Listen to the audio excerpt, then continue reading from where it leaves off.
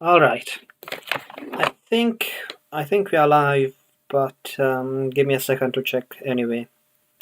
Alrighty. To go on my channel. All right. Yes, we are live. So we're going to talk about Zeta Gundam, but before that, Bio Gundam. Could you tell us a bit about the video for which I put the link in the description? I'll put it in the chat as well. But so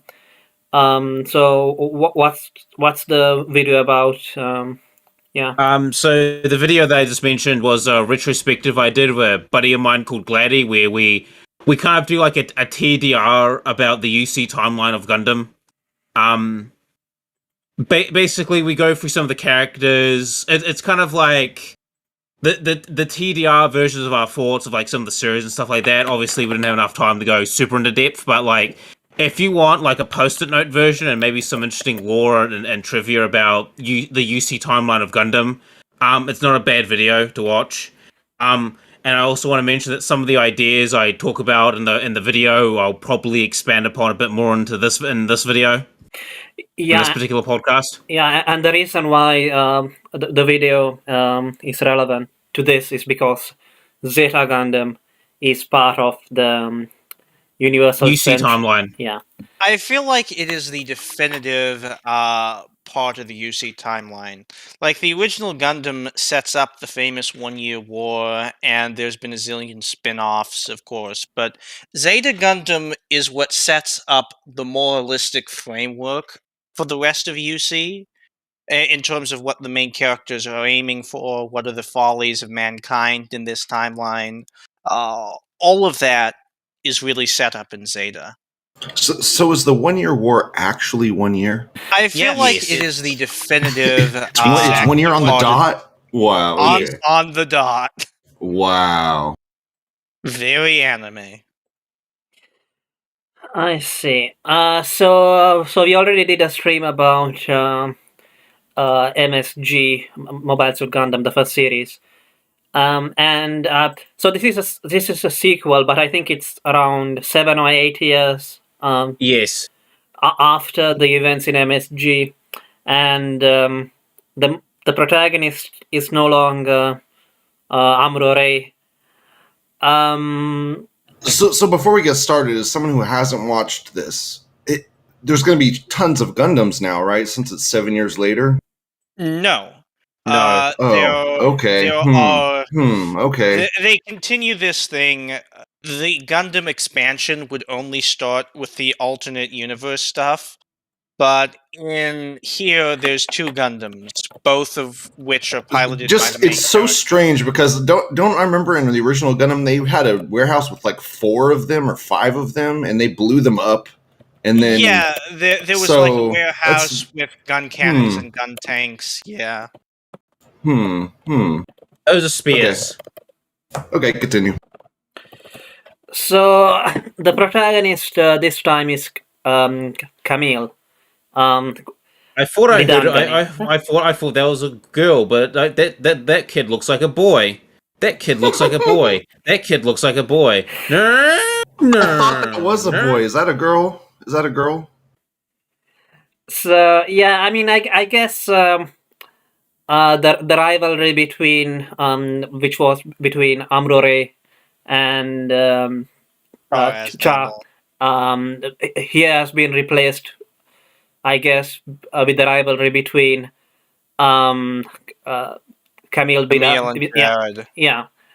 I mean, do you think it's as good as a rivalry? No. Well, it's not trying to be. I'd like to, before we get that, we focus on Camille and the intro and stuff like that. Camille is this. While Amuro Ray, when he's first introduced, is essentially like a techie introvert. Camille is, he puts it best himself. He is an autistic child, but it goes beyond that. If you're familiar with the show, he's very emotional and sensitive. Very emotionally oversensitive. Oh, yeah, He, to me, he Oh. kind of has like the temperament of like a theater performer almost in a way. I'm not familiar with that term. No, not a theater performer, but like an act. Like, what's the not an actor, but like someone who does like the performing arts. Like, he's very much got that type of temperament. Like, he's just this wellspring of emotion and shit. Yeah. Yeah. No, not definitely- Theater. Oh, yeah, theater. Yeah, he's Oh, like okay. that's kind of like what Camille reminds me of. Like, he's that type of person in temperament. Oh, yeah, sure. Yeah. Like, everyone knows the classic scene from the opening where military guy overhears his name and goes, "That kid looks like a boy, but it's a girl's name."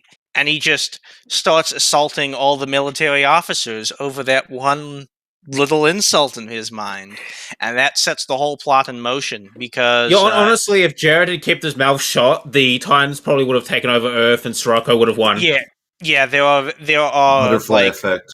video strategy games like Gear and Greed about exactly that, and you can do that. So, I guess. But- Yeah, go on. But yeah, this show is set up in a very different timeline, in a very different setting. Whereas in original Gundam, the main character is just drafted into this great war, and things have gotten so desperate that they're just like forcibly recruiting teenagers in the middle of their colony being attacked. This is a lot more subdued. This is more like there are battles going on in the background, but it doesn't necessarily affect most people. Like the colony the main character Camille is found on so happens to have a Titans military base, which are the new anti-Zeon forces designed to hunt down Zeon remnants. Yeah, they're And like Black Ops or like Nazi hunters from World War II. They're like that. Yeah, and there's quite a little deal of resentment, and the opening incident in this case isn't like a full-on attack, but it's the AUG, the Anti-Earth Union Group, a coalition of general anti-Titans people who are generally pro-Spacenoid independence in some capacity. They're just doing scouting work for the 3 new Gundams that the Titans are developing. Yeah, the Mark IIs. Yes. So even just that is sort of like a difference in the scale of violence that you're seeing from the start. This show is actually the opening stages of that war. While Mobile Suit Gundam very much drops you in the middle of the war, Mobile Suit Zeta Gundam drops you in the middle of this political conflict that's slowly been drifting towards war for many years now, and you sort of see the opening shots of it in the show. Yeah, and I guess by the end, obviously the bad guys get defeated, but another At faction. what cost? Yeah, but yeah, at what cost? And also, like by the end, I felt like it wasn't a very conclusive victory for one side. There was another faction which was introduced midway. Yeah. So I guess let's. I kind of felt like the Titans were kind of worse than like in terms of writing as villains than Zeon in MSG. You don't think so? Okay. No. The Xeon in MSG, it's very interesting if you watch the TV series. Like Hell Zion. yes, Xeon.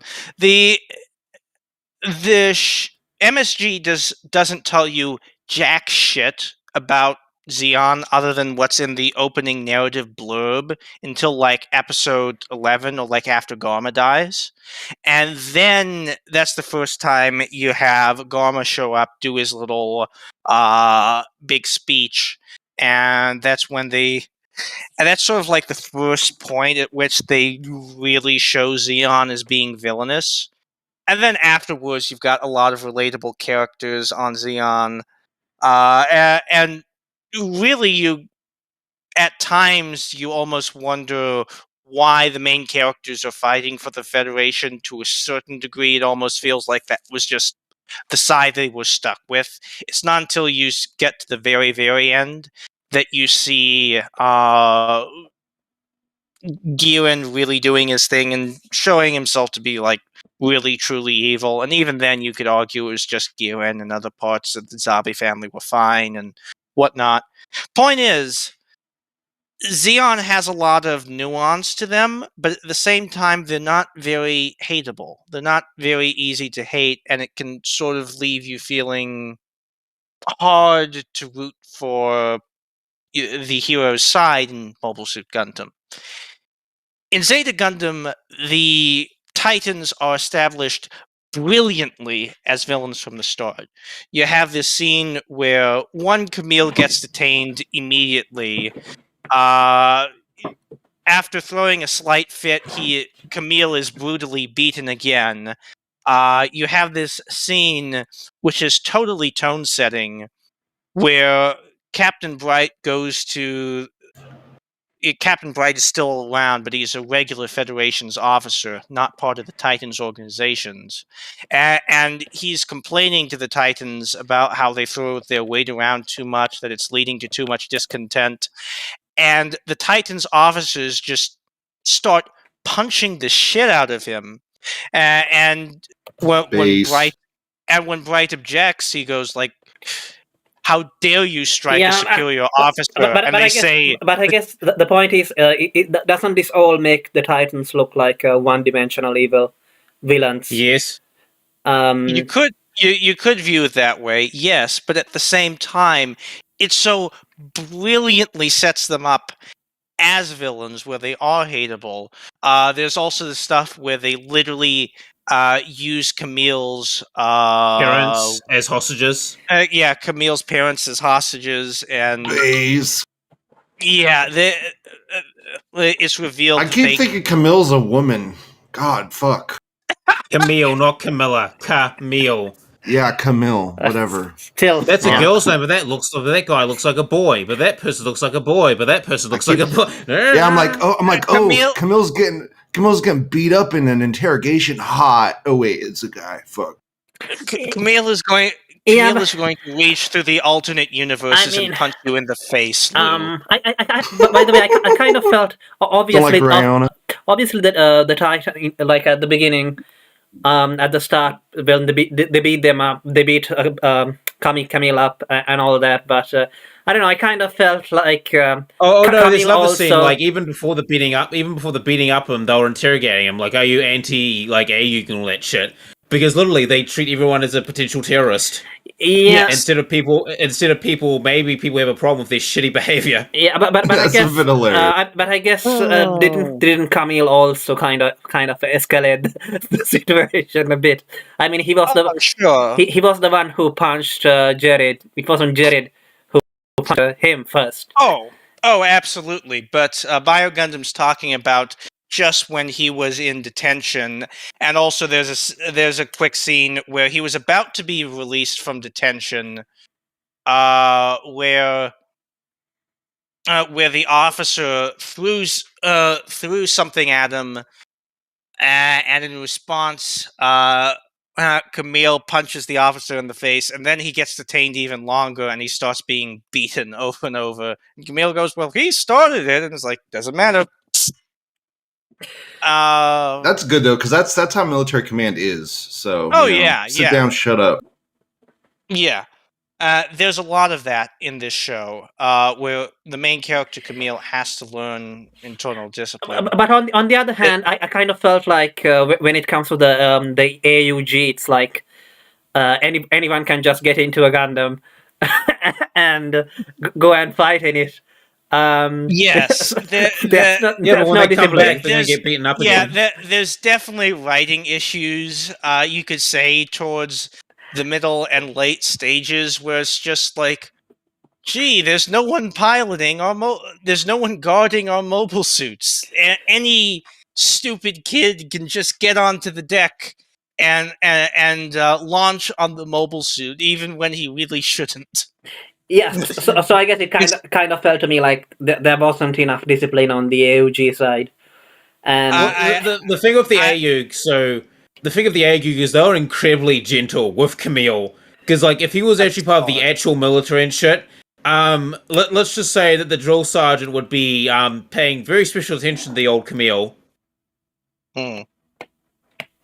yeah, I guess he did kind of get disciplined a little bit by Mr. Wong, and maybe Emma he got talked, but nothing really. Not yeah. At the start, they're light on Camille because he is not initially part of the AUG organization, and they sort of like let him futz around in mobile suits when he really shouldn't be allowed to.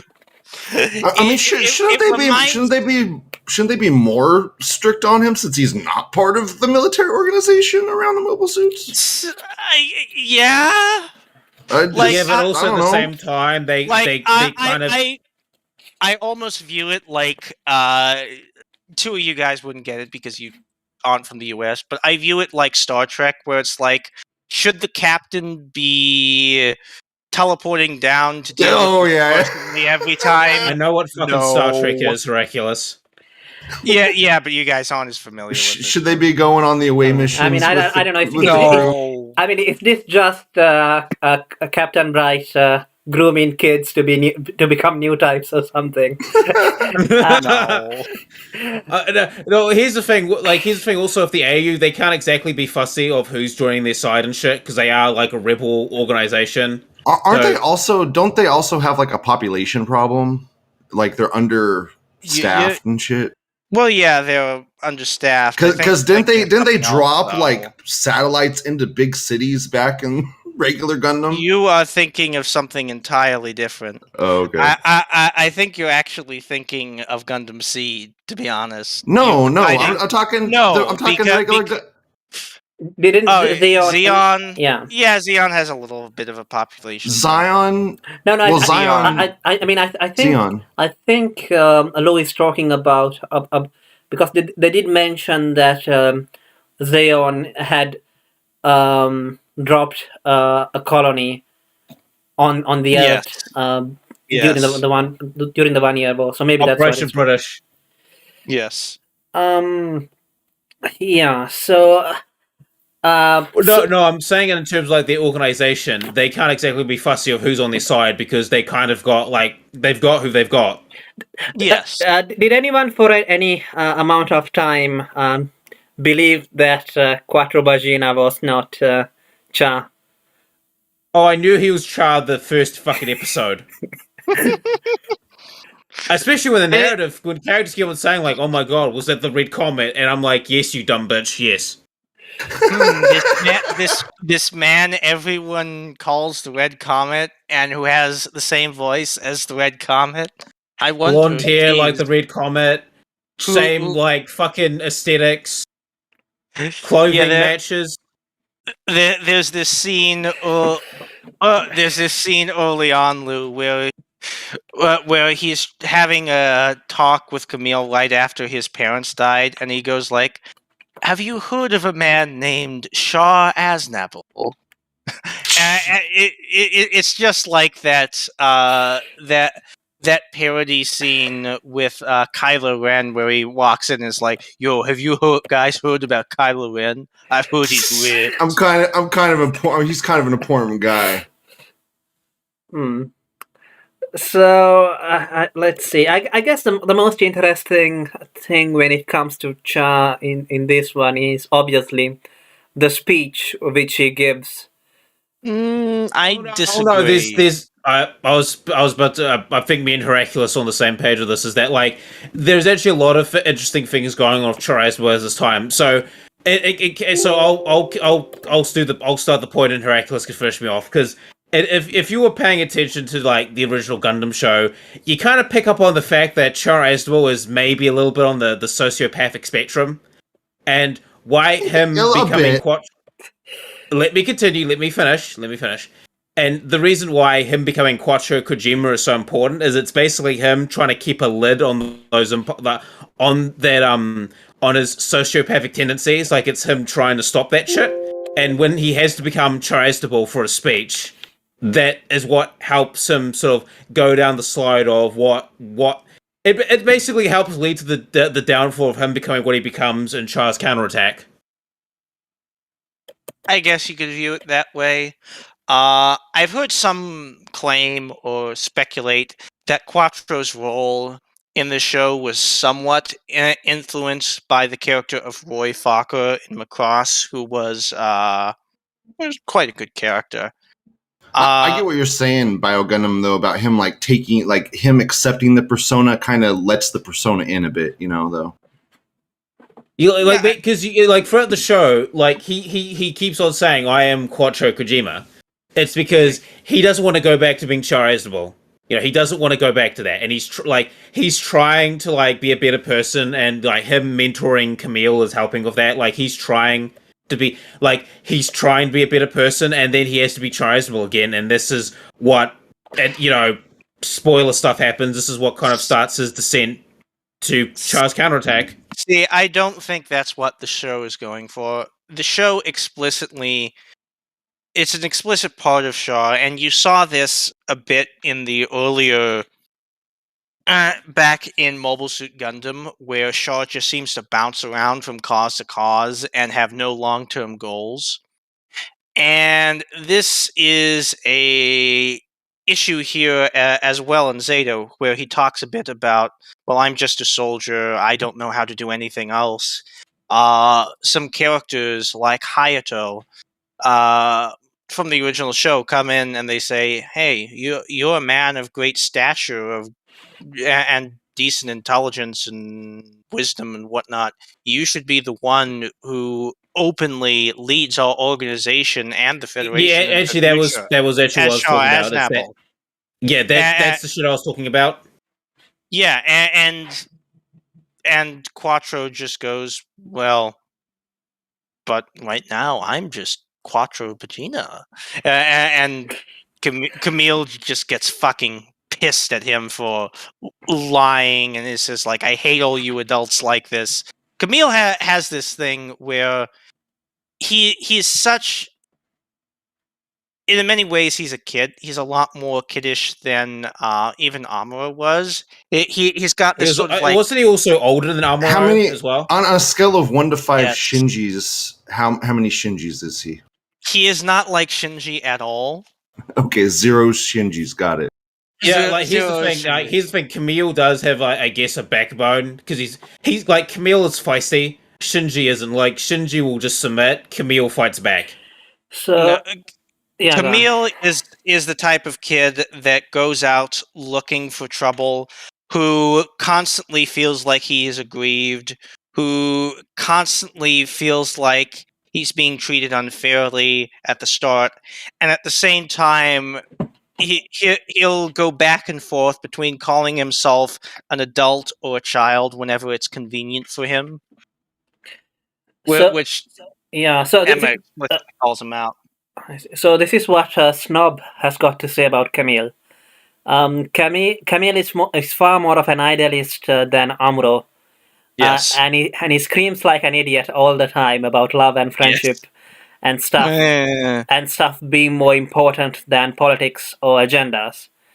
Well, he's definitely more memorable than that dried up Amuro, but on the other hand, he does it up and nags like a spoiled brat.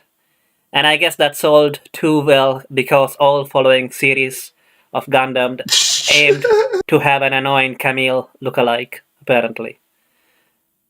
Doubt. Yeah, okay. So is Camille on her period the whole show? No, he actually calms down a lot Specifically after like episode 10 or so, there's this incident with Mr. Wong, and it's sort of like, I guess you could say, the catalyst for Camille changing. One of the financiers, Character he's growth is good in a series, so thank God. he's late to a meeting with this financer named Mr. Wong, and he's carrying this little holo he came across like in the middle of the battlefield, and Mr. Wong immediately sees him and he punches him in the face and he goes, I assume that little toy is the reason that you're late today, new type. And of course, he starts petulantly denying that he is a new type. And then he starts saying, like, well, I thought maybe this has intelligence work, and starts making all these excuses. And Mr. Wong goes, hey, you're not an intelligence officer. And he basically tells him, stop talking back. And Mr. Wong beats the shit out of him. Great. And there's this famous thing where it ends with Camille going, violence isn't right, and a kick to the gut. Yeah, I saw you post that in the channel. That was great. So Yeah. speaking Yeah, of, they even mention like in the show that after Mr. Wong's correction, he has calmed down. Yeah, and after that, he's just sort of like being pissy to Quattro and Emma, is saying that that Wong beat him up for no reason, and both characters say no. Wong was entirely justified in what he did, and if anything, we've been a little too soft on you. Yeah, if anything, Wong was actually trying to help Camille. Mm-hmm. so I guess the Tomino is saying violence works, and No, he's saying but- beat your kids. yeah. They'll be more disciplined. Yeah, but we should all understand each other or something. Some Listen, hippie the shit. moral of the story is beat your kids, and we must reach an understanding. This show is one of the strengths of it compared to the original Mobile Suit Gundam. It's a lot more fleshed out. It's a lot more fleshed out. Original Mobile Suit Gundam, people Was quite basic. Like it's very basic. People call Gundam anti-war just because it shows the horrors of war. I disagree because I mean, that's like saying the- Berserk is anti-war and shit. Because yeah, it's Macross. like the fastest way. Well, Macross, there's more of a case, but the fastest way to end a war is to surrender. The main characters never feel like surrendering in Gundam or fighting mutually. Yeah, but doesn't that lead to a lot of deaths? I mean, speaking of so that usually leads to a lot of deaths, I guess. But anyway, no, it explicitly does not. Surrender is the fastest way to avoid deaths and bring about peace. Yeah, exactly. Yeah, exactly. Yeah. So, so I guess one of the things which I heard about Zeta before I even started watching it is that there were going to be a lot of character deaths, and I guess that there were, but I kind of felt like even though there might have been fewer in MSG, I kind of felt more for those deaths than some of the ones here in Zeta, especially some of the female pilots, which just like it's kind of obvious that they're there to be like Lala 2.0 or something. Or and Rosami, you mean? Yeah. Yeah. So. Speaking of the female characters, I think I don't know if some of you saw it, but I shared a video in the recording channel about a feminist complaining about the female Gundam character. is right about women. About Zeta Gundam, about the women in Zeta Gundam all being I don't know, useless, or something like that, or like Pre-sexed out. I guess that they're all more or less like a negative portrayal or something, and a lot of people hate characters like Pekwa, I guess. Yeah, not everyone's. Emma Sheen is actually like the stereotypical feminist ideal because she's essentially a man in a woman's suit. She's just very principled and very duty-like, and doesn't let personal relations get away of anything. She doesn't have personal relations with anyone. Whereas Rakoa is set up as, and they talk explicitly about this, like there have only ever been two genders, men and women, and they very much set up this idea of men and women being separate, and a woman naturally, essentially wanting to follow her emotions and follow her desires. And this is best emphasized in the character of Rakoa Lond, who is infamous, and feminists, or even just regular tier shit libs, who wouldn't necessarily call themselves feminists, like to hate on They're her. called allies. Yes. Mm. Because she is this character. She's established from the start where she's just sort of a background character, and they're trying to set up the idea that she's a little bit of adrenaline junkie, that she enjoys going on top secret missions, where she gets to act as a spy. And then, like, middle of the show, she, as part of her spy mission, she runs into Paptimus Shirako, who is the ultimate new type space pimp. And Yeah, he's quite alpha. He's the alpha male of the show. he's able to wrap women around his finger. And she is And feminist hate him, of course. well, I'm sure. And she is instantly entranced by him. And between that and the fact that He's probably very pretty. Very, very pretty. No. Yeah, dude. Okay, dude, but there's like that serial killer dude that was notorious. Okay, but if you look at that trial with that, I don't know, it's like that murder, that mass murder. I'll look it up in a second. But like he like killed a bunch of people, but he was just like notoriously, all the women fawned over him because of how good looking he was. And he didn't look that good at all. It's because he had a dark side. It's like, oh, you know, it's that type of gay romantic shit. They didn't know he was a killer though at the time. No, but they. I don't know. I'm getting off track. But go ahead. But Tomino,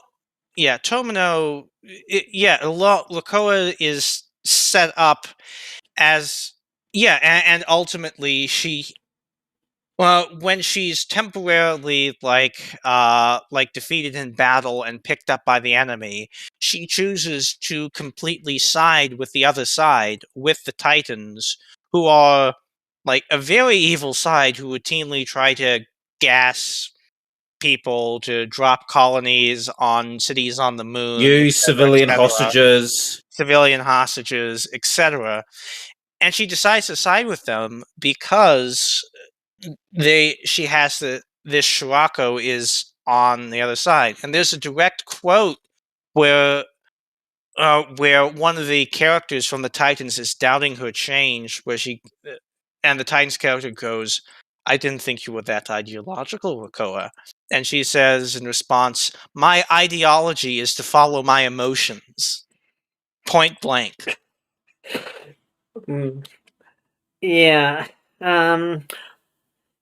I guess. I mean, I didn't really hate her character or anything, but she was still just a side character, I guess. She's a side character. I think she's interesting as as a character in terms of the way she's used and whatnot. I mean, would we ever have a female character like that made today? No. Like because here's the thing: in the show, they portray her actions as very negative. Well, today the view is very positive. Oh, she's empowered. Yeah, she just portrayed every. Well, Emma does push back a bit against it a little. Emma actually understands where Rakoa is coming from and defends her actions a little to the other members of the AUG, saying that she just followed her emotions. Any woman can do that, even if she clearly does not approve of what Rakoa did. But I get that, but she can understand it. I kind of felt like that there wasn't enough Amuro. Like when Amuro showed up, I thought that, oh, we're going to get Amuro back, but no. Well, because it's not Amuro his is fucking story. Amuro is used perfectly for what for how he shows up in the show, in my view. It starts with Amuro being in this complete funk where he's been in house arrest for the past 7 years, being detained by the Federation government, who see him as a new type, don't entirely trust him, and he's been doing nothing. And yeah, and in some ways he's almost reverted. Yeah, in some ways he's almost reverted back to what he was before the 1 Year War. Like he's just living. Mm-hmm. And he knows he's been doing nothing, and this is burning up inside Amuro. He hates himself for it, and he hates feeling this way, but he doesn't see a way out. He needs his Gundam back, because it's his Gundam, okay? No one else is allowed to have it. It's his, and his alone. Actually, that's a selfish thing that his love interest pulls later. but Amuro decide it opens his arc with Fraubo visiting him, and there's some unresolved sexual tension there, even though Frau has ended up marrying Hayato, and she's currently pregnant. Dude, she spent like 30 episodes Amuro, and she didn't even marry that guy. No, because Amuro was like never did anything for him, and so she ends up getting a Hayato. Yeah, it's Amuro's fault, totally, 100%. God damn you, Amuro! Well, you also have to realize that Amuro was also fucking scarred by war.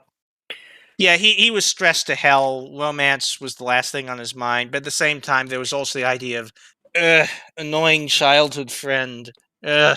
One thing you can say about Camille, he is much, much nicer to his childhood friend love interest than Amuro was to his.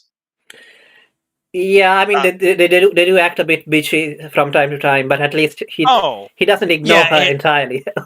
Like, they're fighting off of one another all the friggin' time, but it's in a perspective where it's like, oh, that's the thing that they do. That's how they show their affection for one another. Type shenanigans. I think like that. It was like a joke as well. Like I can't remember the word which they used for it. But the crew starts using like a certain word for it's like for like their almost interfamilial fights that they have on the Argama. And obviously, if you watch Double Zeta, you do see that they do care about each other. And I do believe there's a manga, and I do believe there's a manga where like Camille becomes a doctor, and I think Faye's his wife. Yes. Yeah. You can definitely get that in Double Zeta, where she's basically had to become Camille's caretaker full time. Because of the end of the show. But anyway, Amuro is introduced with Frau showing up with Katz and all the kids from the original Mobile Suit Gundam who have been adopted by Frau and Hayato. And it's Katz who actually bugs Amuro to death, basically saying, you could do something. The Federation isn't nearly what it used to be. This whole battle, which is a background to most people between the Titans and the AUG, this matters to you, and this matters to everyone who does care even the slightest whiff about what's going to happen in the future. And that convinces Amuro to get out of his funk. He fucking steals a airliner. A plane. So he's a terrorist now, right? A freighter. Yeah. Well, I mean, the whole AUG are terrorists because they're not state actors. Like my definition of terrorist is if you're a non-state actor using a violence, you're a terrorist. Yeah, you're right. That's the AUG. It's war. Yeah, and so war is hell. Yeah, and ends up using that to join the AUG. And there's this whole not even a subplot. Amuro really takes over from Camille as being the main character for those episodes where Amuro is introduced. And there's this whole subplot where he has all this insecurity about, I used to be a Gundam pilot, but I don't feel like I'm capable of that anymore. He feels imposter syndrome to an incredible extent. He has this incredible reticence overall, and of course, on top of that, he has to meet Shar fucking Aznable. And on top of that, Shar fucking Aznable is in a better position maturity-wise right now than he is, and that's just burning him up inside. And that's the source of the famous I've line. come to laugh at you. Yes. It says, like, that's what you want to hear, isn't it? And then Amuro goes, I didn't want to, I didn't ask to end up like this. But then Shaw says, but at the same time, you don't really want sympathy, do you? Then you should work on becoming an Amuro Ray that Camille could look up to. That's the best possible advice I could give you. How many times have you watched Zeta to remember the lines? I don't know. I don't fucking keep track. Are you serious? You don't know how many times you've watched Zeta? That's crazy, dude. I mean, he's got the Destiny Gundam as an icon, so I've got a few suggestions. I've got a few ideas. Yeah, I've watched it, like, I'm going to say, in total over the past decade, at least 4 times. I'm going to say that. That's crazy. How many episodes is Zeta? Can't 52. remember. 50. Oh, sorry, I might be thinking of something else. It's 52 then. Yeah, Zeta Gundam has exactly 50 episodes. Can we talk a little bit about the mechs, because they do add quite a few in here compared to MSG. Yeah. The interesting thing for the mecha design is, in the original Gundam, you just had Kunio Okawara doing the mecha design, and it was very more cartoony by nature, and it was actually somewhat forced to be cartoony by the sponsors. Zeta Gundam goes in an entirely different direction, where not only had Gundam inspired mecha shows to go in a more realistic direction with a lot more hard angles and different style of designs. So what you see by Zeta Gundam is there's a whole coalition of different mecha designers who did the designs for this. And they take them in a lot of weird, sometimes interesting, sometimes just weird directions. They're overall a lot sleeker, a lot more hard angles, a lot more quote unquote realistic looking. The Gundam Mark II would end up being like the prototype almost for what a Gundam should look like. And the original Gundam would actually be redesigned to look a hell of a lot more like the Mark II in most iterations where it reappeared. And then you also have a lot of these transformable mobile suits into mobile armors, which is very much inspired by Macross, which was also popular. That's the mecha show, which involves the mecha transforming into fighter planes. Yeah. Fun fact. So the person who did the designs for the Macross jets and shit, they also did the Transformers Seeker designs as well. Yeah, Kawamori. Yeah, he also did Optimus Prime. I don't know. I kind of preferred the transforming mechs in Macross than the ones here in Gundam. Here in Zeta Gundam, the transforming very much feels like an afterthought and feels like it doesn't actually make sense or is justified. Like, most of these are mobile suits that are in space that then just transform, and somehow transforming gives them more thruster output and makes them go faster, which is, like, totally nonsensical. You're in space. 100%. It's, yeah, exactly. Weird. Earlier you mentioned Kat's character. I thought that Yes. I didn't really expect them to kill him. Yeah, that was good, and then generally I liked his character. Yeah, Katz is generally hated on quite a bit as being like sort of this whiny character who especially towards the end, just keeps going out against orders over and over again. But at the same time, he is the one who actually inspires Amuro to get off his horse. He is the one who actually forms a pretty close relationship almost by happenstance with Sarah. I guess you could say because of his own naivete. There's actually a good line where basically he's talking to Sarah on the other side, who's like an enemy pilot, and there's something of a love interest thing going on with them because she briefly comes over as a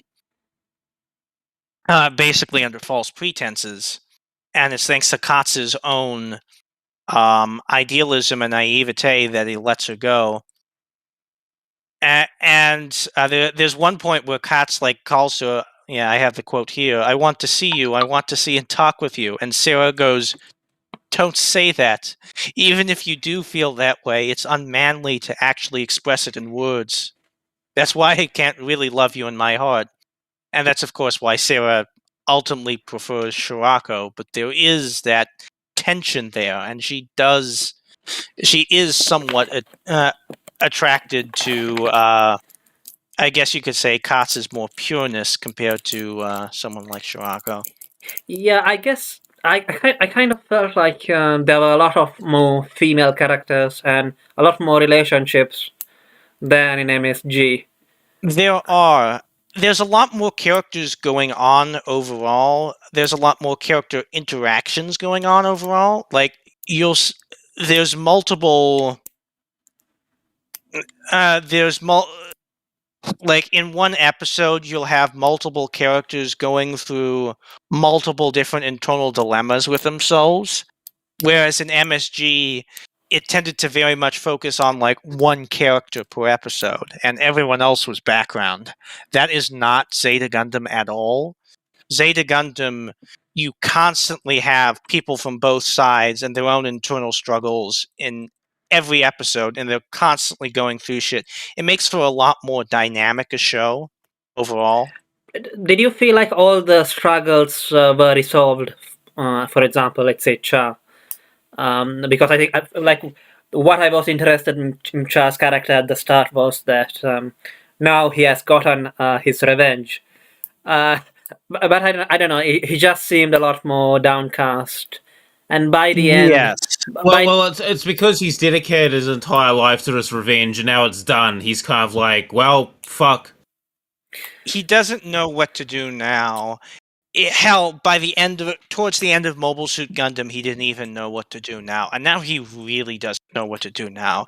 He makes a couple comments early on about how being a soldier is just the only thing he knows how to do, so that's why he is a soldier.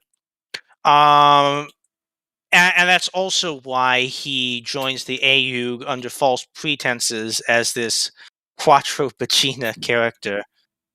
A+ naming Tomino, A+. yeah, some of the names. Yeah, there was a thread on M where they talked about like stupidest Gundam names. I mean, there were all these names, and then someone ended it with just saying the fact that Jamatov Hyman exactly isn't even Jamatov Hyman isn't initially listed as the stupidest name here says something about Gundam. Yeah, so Jamatov Hyman, by the way, is the head of the Titans or Titans or whatever. Titans. We are not going off of very stupid Englishizations or whatever. I don't know. I've heard some people say that that's supposed to be the correct way to pronounce it or something. Yeah, well they're saying that because that's how they literally pronounce it in the Japanese, ignoring the fact Japanese is different than English. Exactly. Yeah, listen. They pronounce vowels different. They have different vowels and shit like that. Like it'd be Titan, where we would say Titan. So yeah, if there was a dub, they should pronounce it as Titan, I guess. There was a dub, and they pronounced it as the Titans. I see. Yeah. Only later in the Shaw's counterattack dub, they would actually pronounce it as the Tetons. So nothing is consistent. Nothing stays. So, do we see much of these characters which were introduced in Zeta in other Gundam series at all? Not really. No. One of the things Tomino does is it's each show is its own thing. I mean, you've seen Double Zeta now. Camille and Fa stick over to the next show. Captain Bright, of course, stays over. Bright, ironically, almost shows. Bright becomes basically almost the main character of UC Gundam. He has the most appearances, I think, of any character in all the shows. And this show really sets up what's going to be Bright's character for the rest of those iterations. Like in the first show, Captain Bright is he is the inexperienced captain. He's way in over his head. He lets off steam a little bit too much on some of his underlings, some of his inferiors in rank. By this point, he's matured a lot, and when he's brought in, he actually feels like he's not that impressive. Like, hey, my ship still sank or everything. And it's actually Shaw who comes in and says, "Hey, you're the famous Bright of the White Base. You commanded that ship stupendously. I have no doubt that you'll be perfect for this role." And there's this real warmth you can tell, almost sort of between Bright and all the White Base crew, where Shaw, having like personally faced them in combat, he can really tell their virtues and value, just the overall virtues of those characters, and he's constantly building up those characters and saying that they should have more faith in themselves. And Bright ultimately becomes, here in Zeta, basically this sort of more laid-back father figure who steps in when he needs to and restores discipline, sometimes forcibly, but he's a lot more laid back, and he's just sort of there's nothing radical going on with his character or anything, but he's just sort of a constant calming presence throughout the show. I'm actually curious, good student. BioGundam disagreed with me on this, but I always felt like there's a certain coziness almost to the Argama and the way it operates, at least by the middle point somewhat, where it does much more so, ironically, than Mobile Suit Gundam. It does feel a little bit like a family unit, or a little bit like everyone knows one another, is looking out for one another, and it just feels like a very nice place to be. And there's always this idealism about that, hey, we eventually, over time, humanity will learn to better itself and become better. And there's a real, like, natural homely warmth, I think. So why did you disagree with that, BioGundam? It just never really felt homely to me. And like half the time they're fighting and trying to beat the shit out of each other, and like when I was watching the show, it kind of felt like a bunch of random assholes were put in a room together and told to work together. I mean, at first, yeah, but by the middle point, there. Oh yeah, I found it. The when Fa and Camille are fighting, they call it. It's just a form of recreation. Recreation, and they say like the Look, English word. it's entertainment. Listen, they're stuck on a ship in the middle of space. They need some entertainment. Entertainment by fighting each other. But anyway, I didn't really view it as homely. Heraclius, what about the white base? Did the white base feel homely to you as well? Not nearly as much, no, because I guess it's part of who you're focused on, but in the white base, you had Lou. If you want to step in here, you can. The white base was literally like a distraction kamikaze. Like they were being sent to their deaths. I don't. Yes. It wasn't very homely to me. No.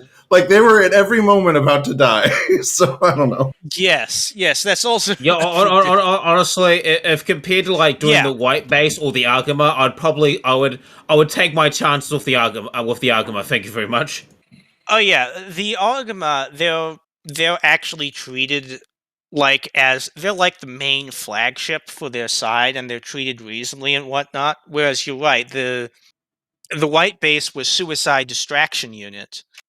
And on top like of they that, were never meant to survive. I don't think. No, they weren't. Yeah, the higher ups were very angry when they did. Well, it's not like they were angry. It was more like, "Oh, you're still alive? Okay. let's have you do this now." Whereas in Zeta, they are the main flagship. They are the ones that are coordinating like the main parts of the war, and this is a much lower intensity war. I guess they kind of earned it. Mm-hmm. I guess. Yeah. I guess I could say that in both the white base and in the Argama, by the end, the characters kind of mellow out a bit. Yes, they do mellow out more. The difference is, like, in Mobile Suit Gundam, effectively everyone is still an adolescent at the start of Mobile Suit Gundam. No one is really looking out from on high and parenting everyone else.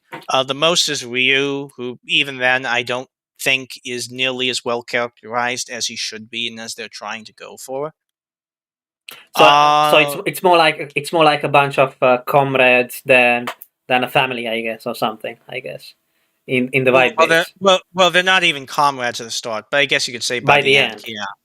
Yeah. Well, whereas in Zeta, you have explicit father figures. First, in the form of Quattro, who really is looking after, is a very, very good mentor to Camille overall.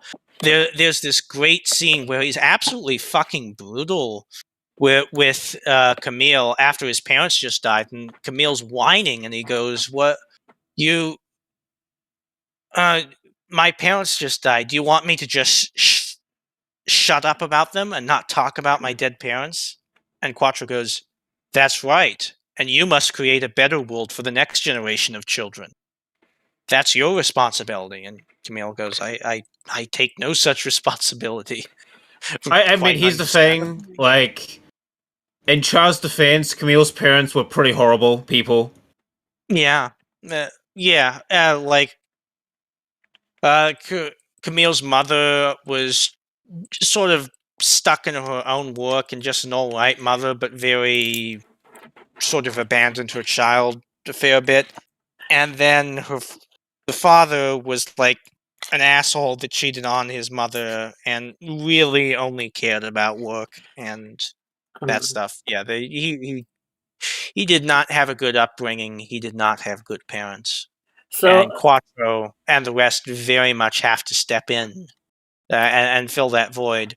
But I think there was a scene where Emma's like, "I don't want Camille to I don't want to be Camille's surrogate mother." Yes, she explicitly I don't want him to develop a mother complex towards me. very much with a sexual connotation as well as a Concerned simple connotation. mother figure. Yeah. I believe that the Agama is also there in Double Zeta, isn't it? Yes. It serves as the flagship at the start of Double Zeta, and then is phased out for the Nail Agama. So did the Agama feel, I guess, homely there as well? Yeah, I'd say so. I mean, even more so there, because it's like this bunch of kids in Double Zeta, literally a bunch of street rats that they got out off of that they got off the street. But they're all friends in that they all used to like work together to like. Yeah, they all knew each other too. Yeah, from way back, they were all like common thieves and whatnot, and Bright is sort of like the mediating figure for all of them to try and bring them together, and he does a pretty good job of like sort of forcing them into somewhat the military aspect. I mean, he's not nearly as harsh as he probably should be because Double Zeta is a different show that's taking itself less seriously, mostly. Yeah, Double Zeta is a very different animal when like if you watch like Zeta Gundam and then watch Double Zeta, you're gonna get a lot of tonal whiplash because Double Zeta is a completely different animal.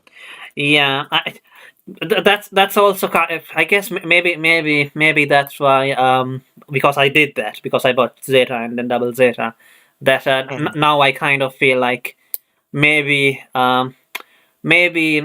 Bright was a little bit too hands off with Camille as well. But then again, I kind of feel like there's only so much that he can do because he's the commander, whereas Quattro, no, I mean Cha, Cha is, like actually fights alongside Camille. So I think it's easier for him to be like a father figure, kind of, than it is for Bright, who is like most of the time, I guess. Yeah, Bright is more of like a backseat commander. Char's more of a at the front commander. Yes. So speaking of which, why is it that Cha is like so reluctant of taking leadership of the AUG, or however you say that? AUG.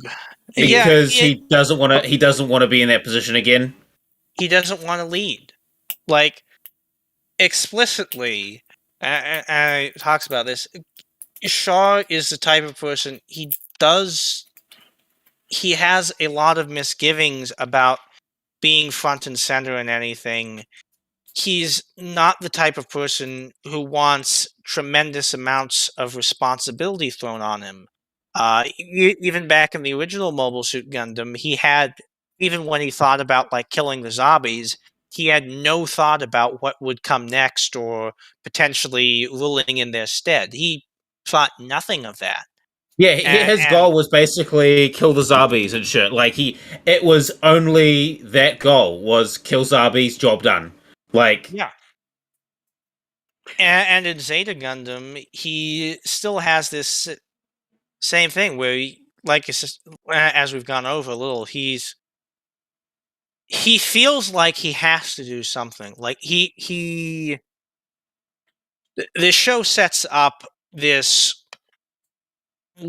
sort of ideological position in which there is only one correct answer, which is that the base answer. Which is that the Earth is being polluted, and that everyone needs to be moved off of Earth. Yeah, that's another thing which I felt, by the way. Global warming. I kind of felt like it's not something like Legend of the Galactic Heroes, where like you could say that either side has got a point. No, you can't, because literally every side agrees on this. Even the Titans agree on this. They're just using a different method to get people into space. Every side in this war wants people to be moved into outer space en masse. Of course, does any side end up succeeding? No! The Federation outlasts them all! They're all fucked! So going back to Cha, another thing, interesting thing. I thought that there was an interesting scene, like after he gave the speech, and there are in some, I think it's not the AUG headquarters or something. It's some Karabakh place or something. It's in Dakar, which is the Federation capital. I see, and they're like drinking and sort of celebrating, and Amuro and Cha like have a chat while drinking, and Cha says that he feels like he has become a clown. What's that about? Well, to be frank, Shaw doesn't like being a politician. He doesn't like the public life. He feels like, I mean, you when you're running like that, you do become something of a clown. You do become something of you're exaggerated for effect. It's like you become an actor. When you're a politician, you're an actor of a different capacity, and so you don't think that Cha actually meant those things which he said there? What thing? The speech, basically. Oh no, he meant it. Of course, he meant it. Oh yeah, like here's the thing: he meant it. He just didn't like it's basically he didn't wanted want to do someone it, else to but make that speech. He wanted someone else to do it. Yeah, pretty much. Like basically, like listen, if Chur Aznavour could have like written that shit down and given it to someone else and have them do the speech, he would have done it. But because he's Remzai Daikun's son and shit, and he's Char fucking Aznavour, he's the one who has to fucking do it, and he doesn't want to do it. Yeah, and that's part of his whole character growth in this is he does learn to bring up responsibility. I feel like that's almost like the most persistent theme in this show is characters learning to take on their internal responsibilities, and that tends to be the main struggle for most of these characters inside this show. So let's talk about the final boss, I guess. So the final boss in MSG was what was his name? Giran Sabi. Yeah, the hit. Yeah, you know the guy laughing at Hitler or something. And here, I guess we have Shiroko, but I kind of felt like Shiroko didn't really do much till the end. Like, yeah, he most of his time in the middle of the show is spent building up personal power. And basically trying to undermine the Titans and trying to take control for himself. There's a couple operations where he flat out gives an advantage to the AUG and tries to and gives them a tip off because the Titans operation is too immoral for his taste, and on top of that, it would also like help aggrandize his power and help him. I mean, he got one of the head people of the Titans like assassinated because he moved out of the way and the ship got hit. Yeah, that was Yazan actually that did it. I was thinking because I remember like at the end where when they're in that giant colony laser thing, he said something like that he was just an observer or something. That's him playing it off. I'm just an observer. I'm not a. He does this shtick from like the middle of the show where he talks about like he's talking in these grand capacity that there needs to be someone to lead humanity into the future, and then Jared asks him like, "Well, who do you mean by that?" And it's like, "Yes, I believe the next leader of the future will be a woman." And he says, as he has accrued like only 2, but it feels like 5 different women to his affection. Like it is so obvious that he's a type of person. So he just lied to Jared, I guess, and womanizer. Yeah, he consistently talks about like, well, I'm just an observer, but it's this thing where he wants to rule from the shadows, essentially. He doesn't want to be the figurehead, but he wants to be. He wants to be the kingmaker or queenmaker in this case. Yes.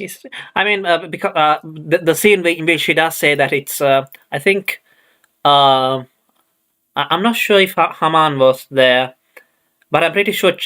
I think Haman and Cha were there, maybe.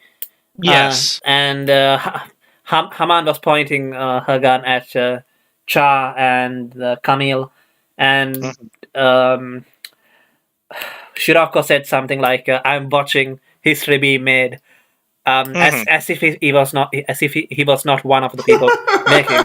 Oh yeah, making the history.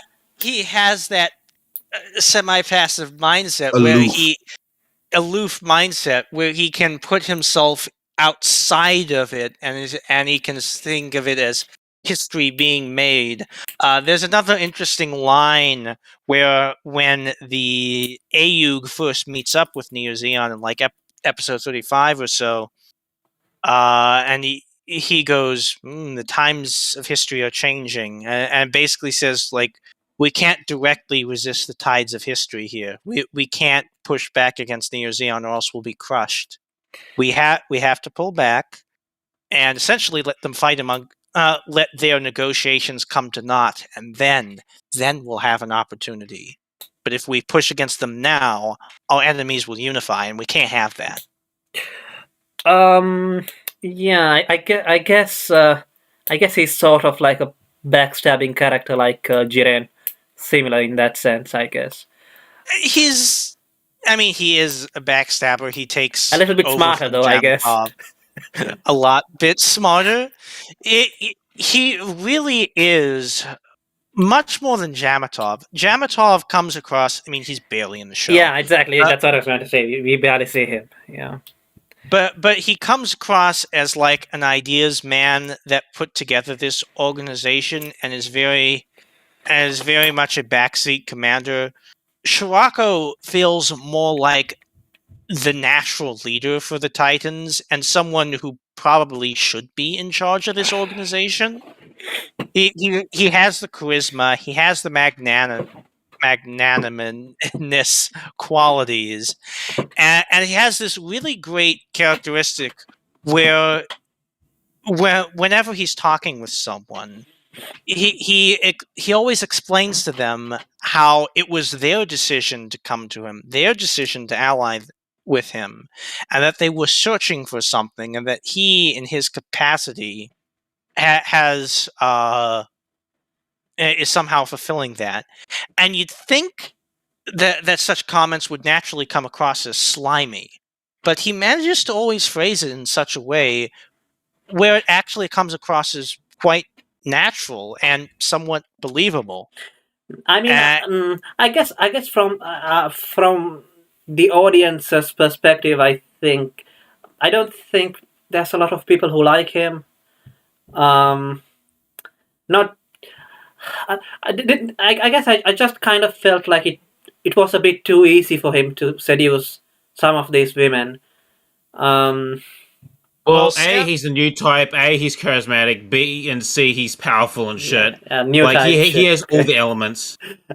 Well, yeah, you can use new type to explain characters feeling a connection suddenly. Well, but to be honest, there's only two characters he has around his finger. There's Sarah, who is fairly young and is naturally being attracted to an older man of power, especially one who has these ideals around him as well, has a purpose, has a vision, and so she's naturally attracted to that. And then with Wakoa, as we've gone over earlier, adrenaline junkie, listens to her emotions, is unsatisfied with the people on the Agama, so she naturally defects to Shirako because my ideology is to follow my emotions. And I guess another interesting. That's so woman. Another interesting thing is that Shirako is an evil new type, because I don't think that before this maybe there was, and I didn't notice it. That there was a new type character which was like basically evil, I guess. Yeah, other than Shaw himself. I mean, So are evil new types like the Sith, where there's only two? No, Okay. nothing like that. No, this is also the show that actually codifies a lot of what new types were about. New types are almost like a afterthought until the end of Mobile Suit Gundam, whereas here in Zeta, new types are here front and center. Shaw's hope for the world is that as people develop into space, they will become new types. That They're very making much, cyber new types. yes. The idea new types are very much an analogy for the new generation versus the old generation, the old types. Sounds very vague. Well, yeah, it's very much. Be. It's supposed to be a new agey concept, where the new type is the new person who's able to open their mind, expand their mind, and truly understand others in other positions, whereas old types are a lot more stuck in their ways. And you see that even with characters That's like interesting, the way you put it that way. and you see that very much even with characters like Shirako or Haman, where even though they're evil, they are very broad-minded. They are very much able to consider all the positions. So if the new types are the new generation and the old types are the old generation, are supposed to be like I guess a metaphor for that, then what about the cyber new types? Cyber new types are bastards, bastard children, horrible experiments that shouldn't have been created. I see. So basically, the metaphor falls apart. Those are artificial new types. Those are artificial. Well, the thing is, like, cyber new types theoretically have all those abilities as well, but the issue is, like, they're insane. They're insane. I mean, because they're literally fiddling with people's minds. They're creating these emotionally out of whack wrecks who like there's a character who like constantly has to think that one of their other that one of her allies is her big brother, and she has to constantly be looking up to the big brother. Oni-chan. Yes, she says. I felt so bad for her. Why couldn't Camille adopt her? Yeah. Why didn't Camille just adopt her and take her in? He tried. Yeah, he tried. Yeah, he really did try. For some reason, all the cyber new types also happen to be cute girls.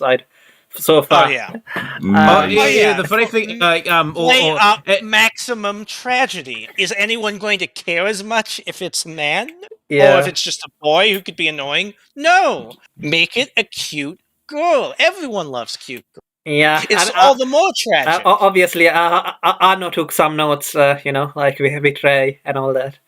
Get in the robot, Shinji. Get in the robot. Your dad hates you. Get in the. Actually, since we're talking about the cyber new types, should we talk about like fucking 4 and shit? Yes. Yeah, I mean, given that you mentioned that they're insane, I should also mention that the mech which 4 pilots is literally called Psycho Gundam. But the Psycho is supposed to be. It's like, a Psycho system. Yeah, something like a psychic. I forgot now. Okay, so I can talk about it. So the Psychomo system gets further developed in later shows. This is where we see like a rough prototype, not the rough prototype, but this is where we see like an implication of the technology. Because this, I do believe the prototype for the Psychomo system are introduced in other shows, but this is where we first see it in mainstream. Let me just say before you guys get going, there was like a video game, and Psycho Gundam was in that video game, and it was so fucking strong. That video game, yeah, Dynasty Warriors. So, yeah, crazy. Yeah, Gundam Dynasty Warriors. Well, it was in a lot of games. I don't know which game you're referring to. So overpoweredly strong. Oh, what type of game was this? It was a fighting game, a 2D fighting game. 2D fighting game. Oh, I think I know the one you're talking about. It was like It was like Super Nintendo, I think. Yeah, I don't remember the name, but I've seen it. The Game Grumps have played that game. If you just search Game Grumps Gundam, you'll probably find it. Okay, yeah, I it's might look it up crazy later. overpowered. It has like laser beams, and it's insane. So I think I didn't really have a problem with Force's character, but I guess the problem that I had is that they basically repeated the same plot with another character which looked like Four. I can't even remember the name. And Rosami. Yes, I agree. Rosami's existence feels like padding. Because, like you said, she is very much just a retread of Four. She has her own shtick to her, where, of course, she's more of a naive child than Four was, but it is very much the same tragedy. And on top of that, Four is just sort of rehashing the same stuff as Lala. And it's supposed, and I don't feel like it's as well done as Amuro and Char and Lala. Yeah, like here's the thing with like Four and like Camille. Their relationship, aside from the new type connection bullshit, it kind of feels like teenage sexual curiosity, that type of shiz. Yeah, I think the reason why it worked better with Lala is that there was Chow on one side and Amuro on one side pulling her in either direction, whereas here it's just like evil scientists experimenting on her, changing her mind, pulling her on one side, and Camille on the other side. Yeah, and the whole dilemma is her going, no, I have to stay with the Titans even though they're evil because they'll restore my memory. And of course, in the back of your mind, you're going, come on, they're just stringing her along. Come on. So, do you really think they would honor that word or honor their word? So, in the chat, B. Gabriel says that he has only seen the compilation movies for Zeta Gundam. So, yeah. So I guess can we briefly talk about a new translation? Yeah, the Zeta Gundam, the Zeta Gundam movies changed a little bit. They changed Four's death and the main character's fate to be a bit more hopeful. Because the ending of Zeta Gundam is incredibly depressing, but the final nail in the coffin is what happens to poor old Camille. Yeah, Camille, sort of towards the end of Zeta Gundam, goes on a very self-righteous streak, which feels like Tomino himself going through it, where he's been a little bit too wishy-washy sometimes. He starts realizing he needs a stronger will, and he starts describing like these characters that are opposing him. He says they don't deserve to live. And in a final battle, he really unleashes his new type powers, which go far and beyond his new type previously MacGuffin. shown. Yeah, dude, like, he's channeling the spirits of the dead. Yes. He can turn his mobile suit invincible for a time. He can completely. Are you joking right now? Are you joking right now? No. Oh my god. No. He can immobilize. But it's not. This is not like through the power of love or what? No, the power of hate. Great. Even more powerful. Yeah, like literally, he summons the spirits of the dead. Like he literally summons Sirocco's dead harem and basically cucks Sirocco. But this is the difference between the Force and new type powers. This isn't like something he can freely control. This is something that like pours out of him at the height of height of his emotions. It just happens when the plot calls for it. So yeah, I mean the main character and Double Zeta did similar shit. Obviously, like he pulled some shit as well. Oh yeah, but anyways, ends up killing main villain Sirocco by immobilizing his mobile suit with his mind and then impaling it. And Sirocco, in his response, says, "I'm not going to die alone. I'm going to take you with me." And he reaches out with his mind, with his own new type powers. They're literally having mind battles at the end of Zeta Gundam. Wow. Yeah, Wow. and so Camille at this point basically somewhat loses his mind. Like he's basically reverted to being a kid. He has no his memories have just gone. And he's just talking about, oh wow, this is a comet. Why am I here? Uh, and it's this very depressing ending where it's basically like he's almost been given dementia or something like that by Schrocker's powers. And the new translation movies take that part out because Tomino's slowly become slightly more optimistic. He feels like that might have been too Dark. sour of a note to end on, but I actually think it works absolutely great. Well, I love the ending because when he gets picked up by Far, like you see, like him, just like he's just sitting in the cockpit, not doing, and it makes you feel like is that shit going on in his mind? I've heard, Like, I've heard that in the novels he actually kills himself, Camille. I don't know if it's true or not. Novels for what? For Zeta, I don't know. Maybe there aren't novels. Who knows? I don't think there are Zeta Gundam novels. I could be wrong, but I don't think there are. God, there's yeah, light novels of because the thing with the everything, ending is like, so like you literally see Faye pick him up in the mobile suit, and you see like in the cockpit, he's just like staying still and shit. Yeah, and like it makes me think. She is nothing like Faye Valentine. I'm sorry, I keep on getting the names confused. But like you see him like Camille in the cockpit, he's like just completely staying still. And then it switches to him like moving around in the mobile suit and shit. And it makes me feel like is all that shit taking part in his head? Because when we next see him in Double Zeta, he's just fucking blank. Like he's just not there. So by the time that Double Zeta came out, was Tomino already like becoming more positive or something? Or it was more like, well, first off, Double Zeta was released immediately after Zeta. There was almost like no time lag. Almost none at all. Which, as you can imagine, was part of the reason why people had mixed feelings on Double Zeta, because all of a sudden this is a comedy show after your show just ended with deep, dark tragedy. And from Tomino's perspective, this was him trying to lighten the mood.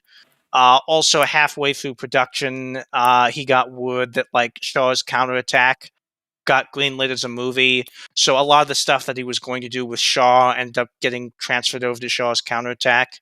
And reportedly, the character of Glemmy in that was originally going to be Shaw in some capacity. So Cha was going to work with Haman and then betray Haman. Okay. Not necessarily work with her, but would be like another Neo Zeon or something like that is supposedly what was going to happen.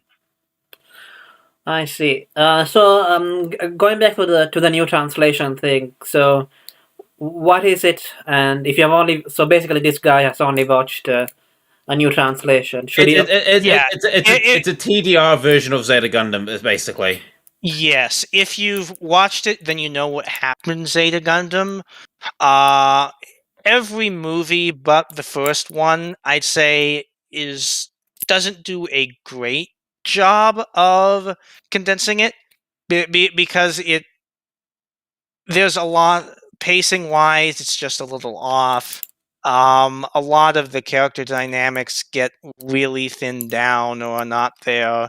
There's also this weird thing it does where it intersperses modern, very high quality 2004 movie animation with the old TV series animation from the 80s, and that can be rather jarring. But is it just like the mech battles are reanimated, or is it just randomly? Or what is it?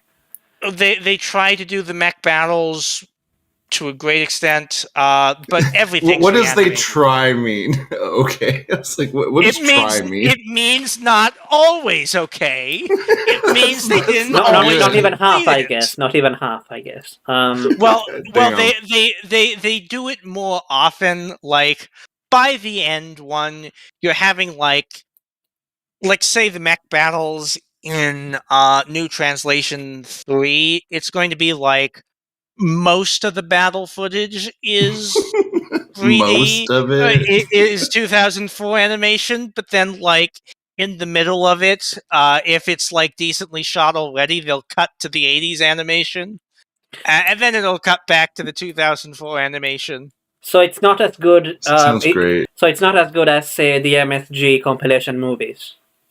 No, MSG benefits from the fact that, to be frank, MSG has less going on, so the trilogy compilation works very well. Zeta has a lot more going on. Like, I still feel like we haven't got into a lot of this, and we're just not going to have the time to. Yeah, I'm about to bounce in a second because I'm getting tired. I'm running on empty, so... Yeah, that's fine. Whereas Mobile Suit Gundam's simpler story, you can condense it down a lot easier. Yeah, because the thing with Zeta Gundam is that like it's just a lot more detailed and a lot more fleshed out with the concept. Because like the original Gundam was very bare bones and basic, so it was easy to condense that shit into a movie. But with Zeta Gundam, there's so much more to fucking talk about. Yes. So, about Gundam, given that you're about to leave, if someone wants to watch your UC Gundam retrospective video, what do they need to have watched? Do they need to have watched? Which anime series do they need to have watched in order to watch your video? They don't have to. Like, this is kind of like just a TDR thing. They don't have to watch it because we talk about some of the shit in the video. So So I guess do you cover just the old stuff, or do you cover also Unicorn or whatever? We cover everything up to what was UC covered, and so basically up until Victory Gundam, or do you include G Savior? We stop at Victory. Okay, so basically everything that's in. Well, you can put. We basically cover everything that's came out UC wise, but we stop at Victory. Yeah, everything that's in the Universal Century timeline ever, regardless of release date. Yes. Excluding the crappian Canadian movie no one cares about. Yes. I see. So I see. Was there anything else that you want? No. I see. Good night. Night, Bao. By the way, Heraclius, at the end, they kind of make it seem like Cha is dead, but not really. Not really. Yeah, it's like a fake out. Like they show it exploding around him, and they play the traditional Zeta Gundam death music of dun dun dun. But I mean, do they ever explain? Do they ever give a good explanation about how he survived that? I mean, the explanation is they show at the last shot of the whole series is the Hyakushiki floating by and the cockpit's empty. So that's like the dead giveaway that Shaw survived. I see. That's your explanation. Okay. Yeah. I see. Shall we have a look at the list of stuff which you made? Yeah. Might have. Okay. So let me see if I can find it. I can't find it right now, but I think the first point was Camille being bitchy or something. Camille the bitch. I mean, is that fair? I guess everybody says that. I'm nicer to Camille than some other people are. I know NPC, who sadly couldn't join us, fucking hated him. I see. Like he was raging on him in the chat, and that I understand it. Like, but at the same time, why was he hating on him exactly? Specifically because. See if I can find it because he put it well.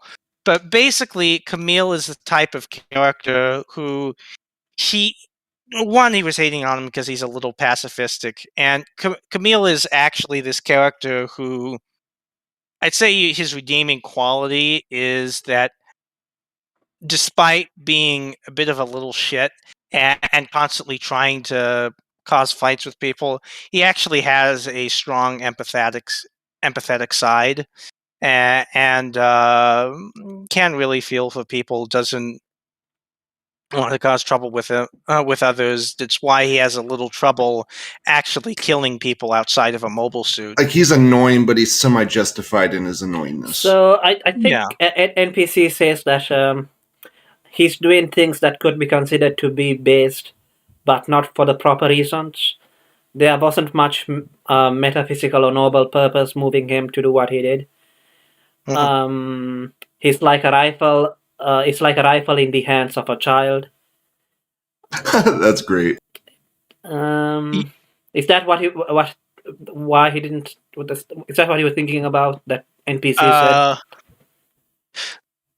He said, "Quote: From my point of view, Camille's the personality type that I despise the most. He is so incredibly selfish for no good reason. I could understand if he had higher ambitions like Shaw or Shirako, but he literally doesn't. He just wants to be comfortable. He demands everyone else in his life be who he wants them to be and do what he wants them to do for the sake of his own comfort. Thaw, Emma, For, Rosamia, Rakoa, Katz, Amuro, Shaw, Sarah, Bright. He is a bag of hot air that demands his every whim be catered to so he won't suffer. He isn't self-aware. I actually disagree with a lot of this, but I'm giving it a full... He isn't self-aware, and unfortunately he has enough talent to make his projections a reality to some extent. He tramples on the convictions and aspirations of everyone around him because he doesn't want to be inconvenienced or suffer. He's a grug brain with power. Lord have mercy on the poor souls who have the misfortune of being involved with him. Fight for peace? Okay, whatever helps him sleep at night." Oh my god, how will Camille ever recover from this? I guess so. I mean, so why? First of all, I guess it kind of reminded me of how in Code Geass season 2.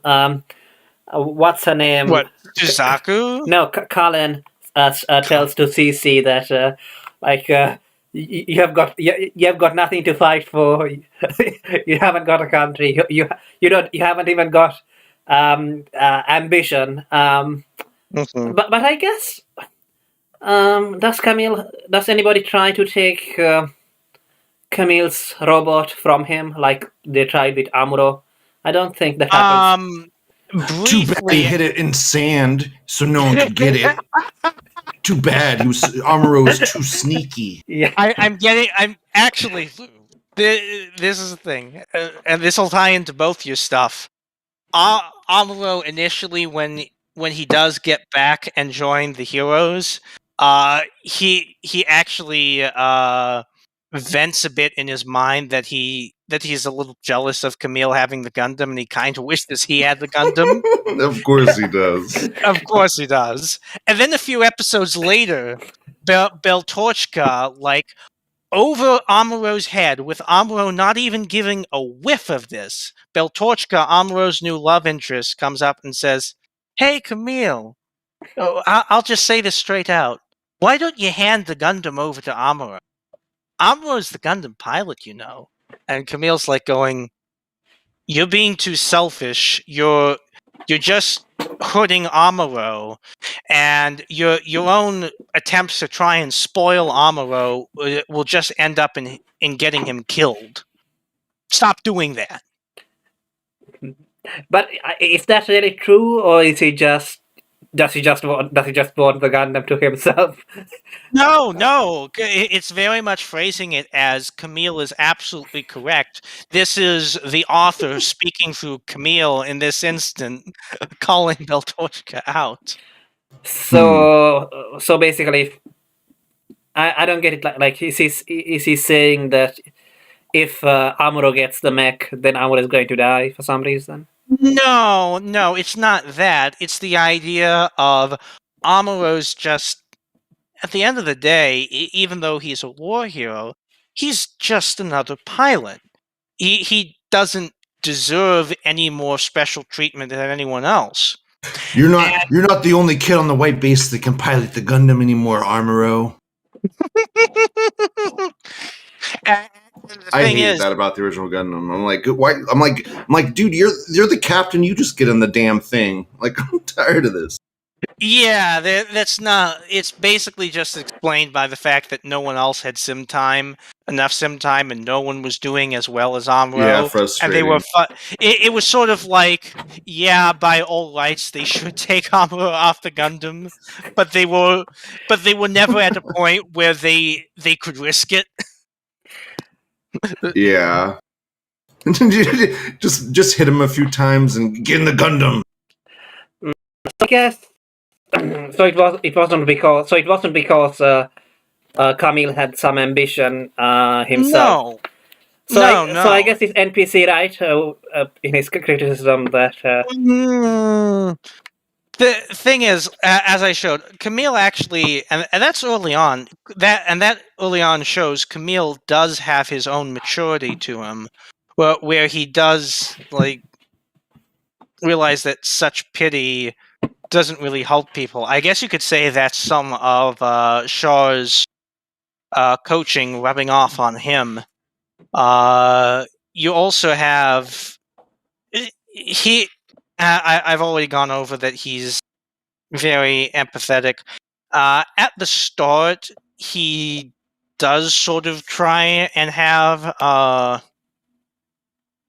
some of the characters, like before he's joined the AUG formally, he does try and like bug Emma or Koa or whoever just for like attention or whatnot, or and a little bit of pity to get thrown his way, especially after his parents die.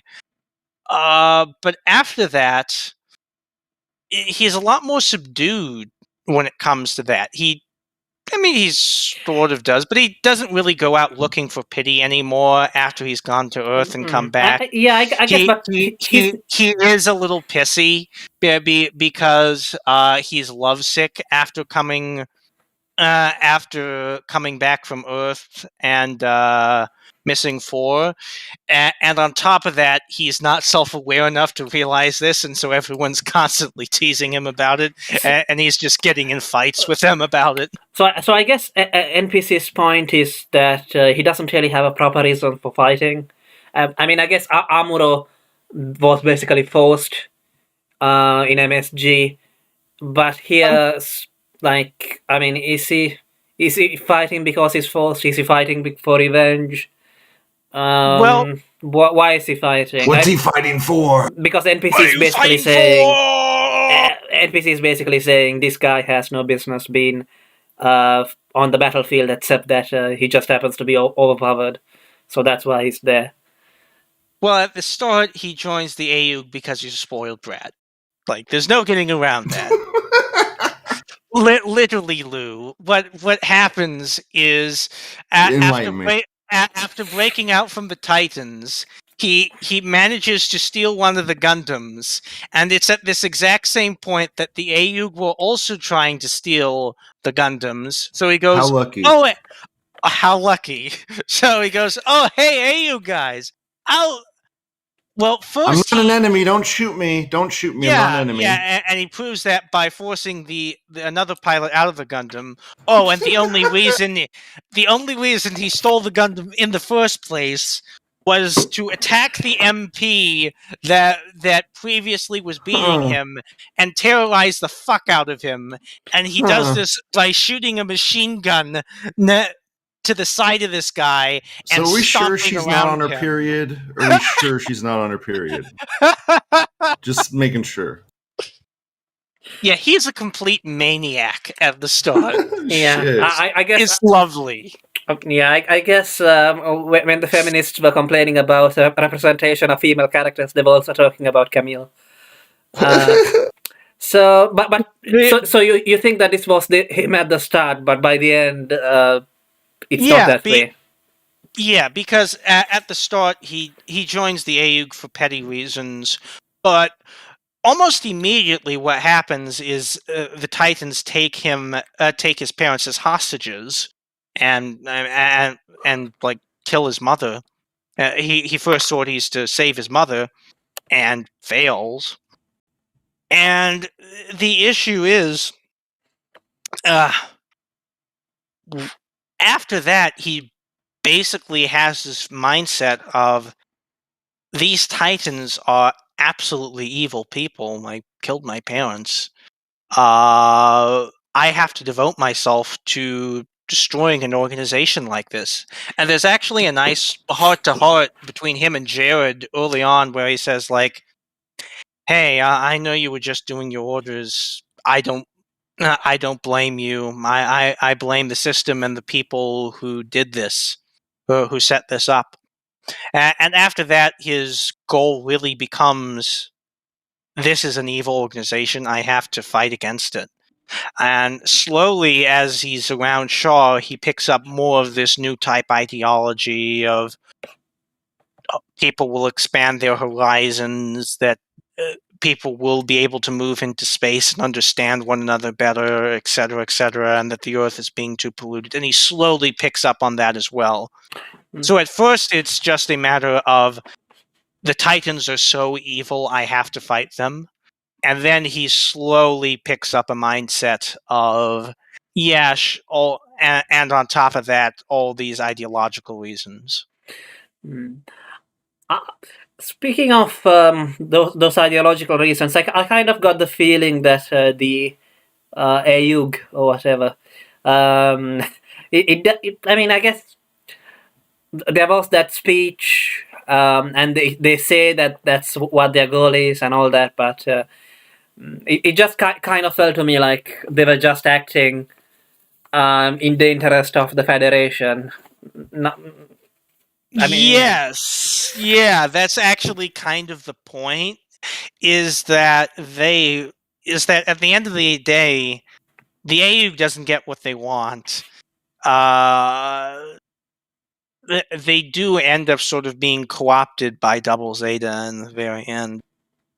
And their goals of pushing humanity into space aren't really accomplished. Their cause just sort of fizzles out. It is supposed to be a tragedy, essentially. And you see this back and forth where, like, you see someone like Shirako who's telling Camille that what have common people ever done? It's only the elite who ever rule, who ever lead. And Camille's like shouting, "That's not true. That's the lie." But it's almost like you can't tell whether it's Camille shouting this denial or Tomino himself shouting this denial. It sort of feels like Tomino himself doesn't want to accept this, but there's a part of him that does. And he's not sure how to balance it. And there's this real pessimism. Yeah, he is very bitter about it. There's this pessimism that all these causes tend to get swept up by bigger bureaucracies and just abused and used to their own ends. So your next point on the list was how the Federation treats the colonies. Basically, it's indifferent, and that's another thing which I felt.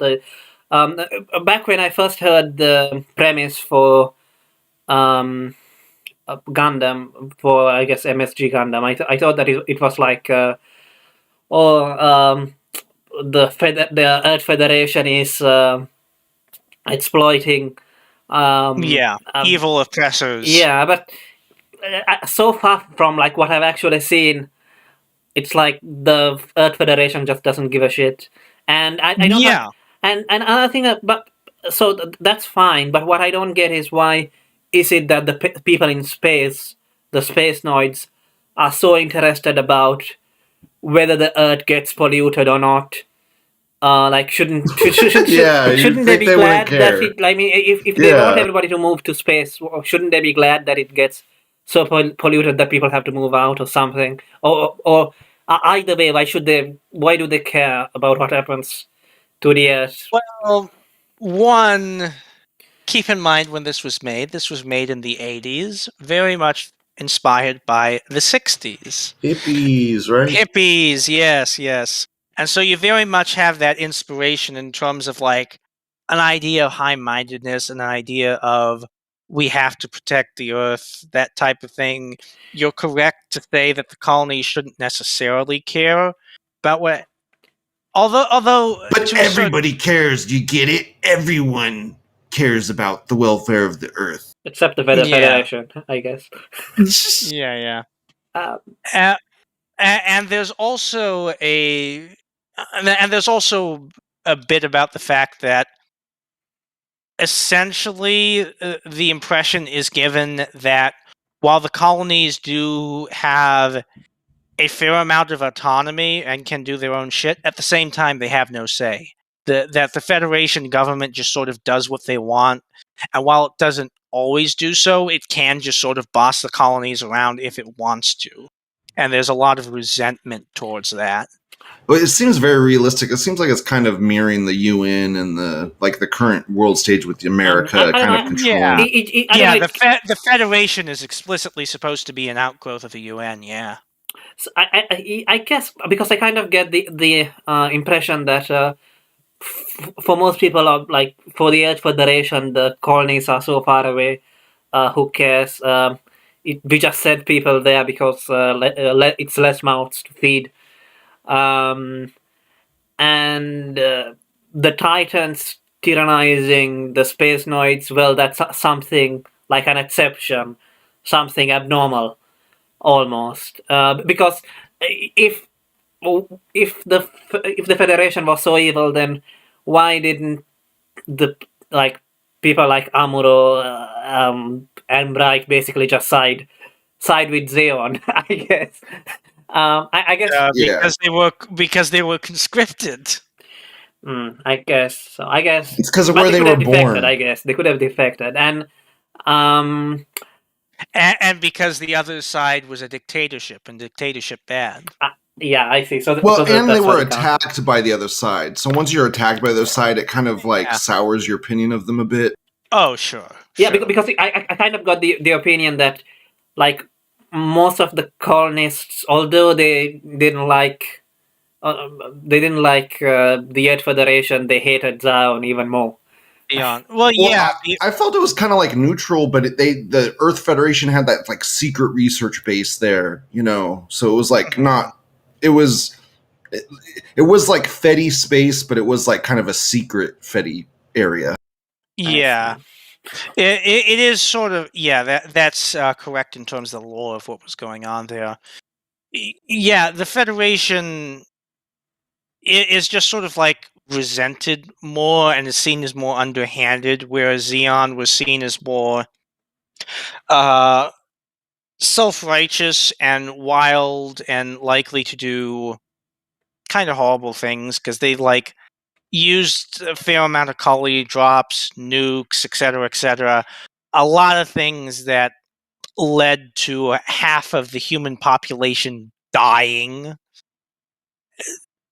That's what I was saying earlier about them having a population issue about recruiting and stuff. Yeah, well, it's a little weird on that. I always got the impression it was a resource issue rather than a manpower issue. Although they do have a manpower issue by the very end. But that's by the point where they had a manpower issue during the white base. When the white base... every side has a manpower issue, that's true. I think... Because so many people have died. Yeah, but they are still... So on the one hand, there's still the overpopulation issue, but at the same time, they don't have enough trained people because all the trained people died. So do they discuss overpopulation in Zeta? Yeah, it's not entirely... On Earth specifically, or... Yes, and there's less people on Earth then than there are today. They might just be worried about, like, overpopulation in the future, maybe.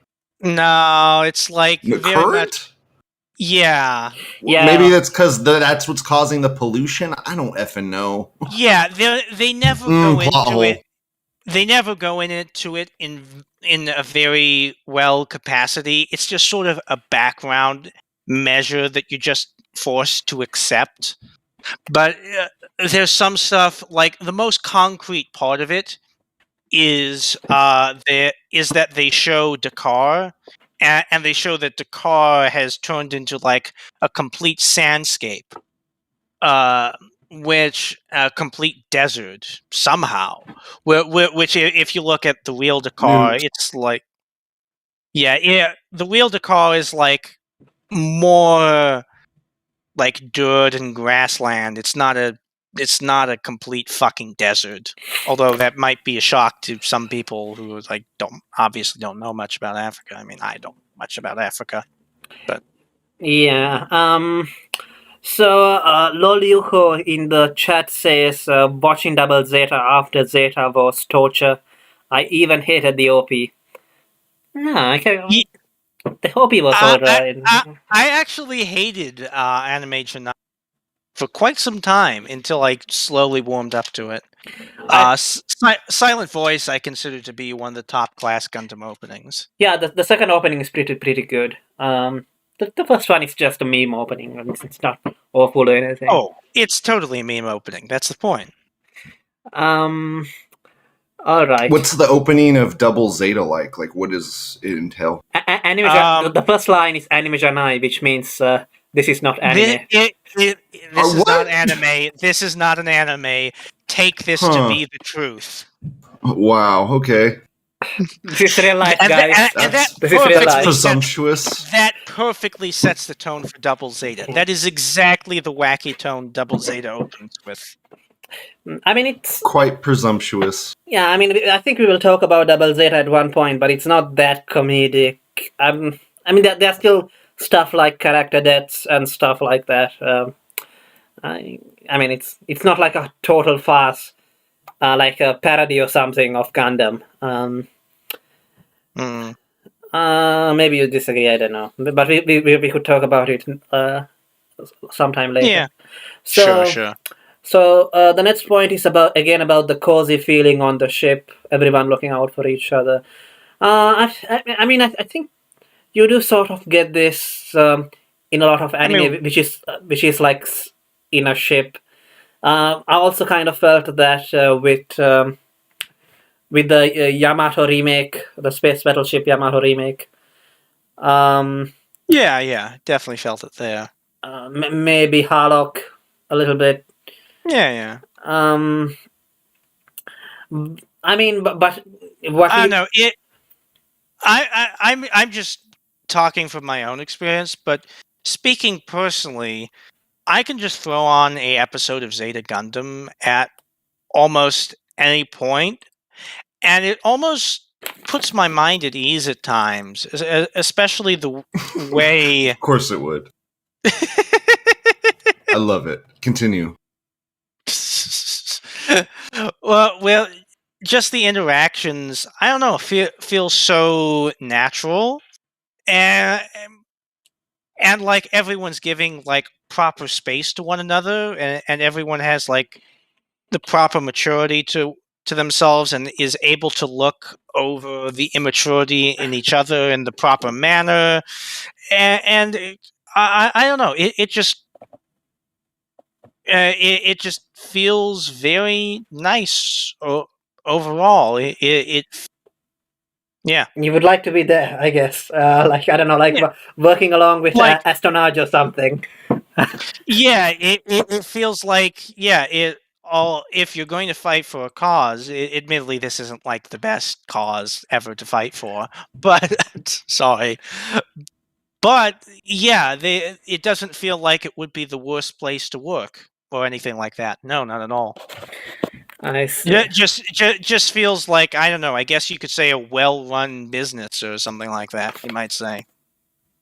It always feels good to be a part of something bigger than yourself. Yeah, and compared to like MSG, it really does feel like everyone's operating on all cylinders. Like everyone knows what their part is. Like everyone knows what they're doing, and there's a certain level of homeliness and virtue in that. Yeah, yeah. I guess. Like, I guess it kind of does become like for example, like when people talk about Ideon, I've heard some people say that, like, oh, it's too long. It just becomes the same thing happening over and over again. And I mean, they're right, but I did kind of like that. It's sort of like those old super robot shows as well, a little bit, where it's like I the like monster. shorter series myself. Like, no, I mean, those old shows were not necessarily short, but They want 12 episodes, though. They're serialized, I think is what you're looking Yes, for. they are serialized. so your next point is I think I would agree. I think after the midpoint or so, you do get a little bit of a cozy feeling there. So Mhm. the next point is discipline. So what did you mean by that?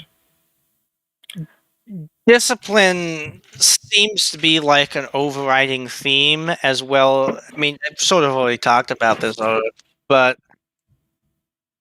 discipline's an overriding theme in terms of one. Camille obviously has to learn discipline. They're very strict on cats. There's a overriding theme throughout of like this is the military, and you do have to act in a proper manner. There's a lot of that, and there's also, I guess you say, a feeling of like you are expected to like be working towards something. That apathy is death, stagnation is death. Amuro, of course, has been stagnating.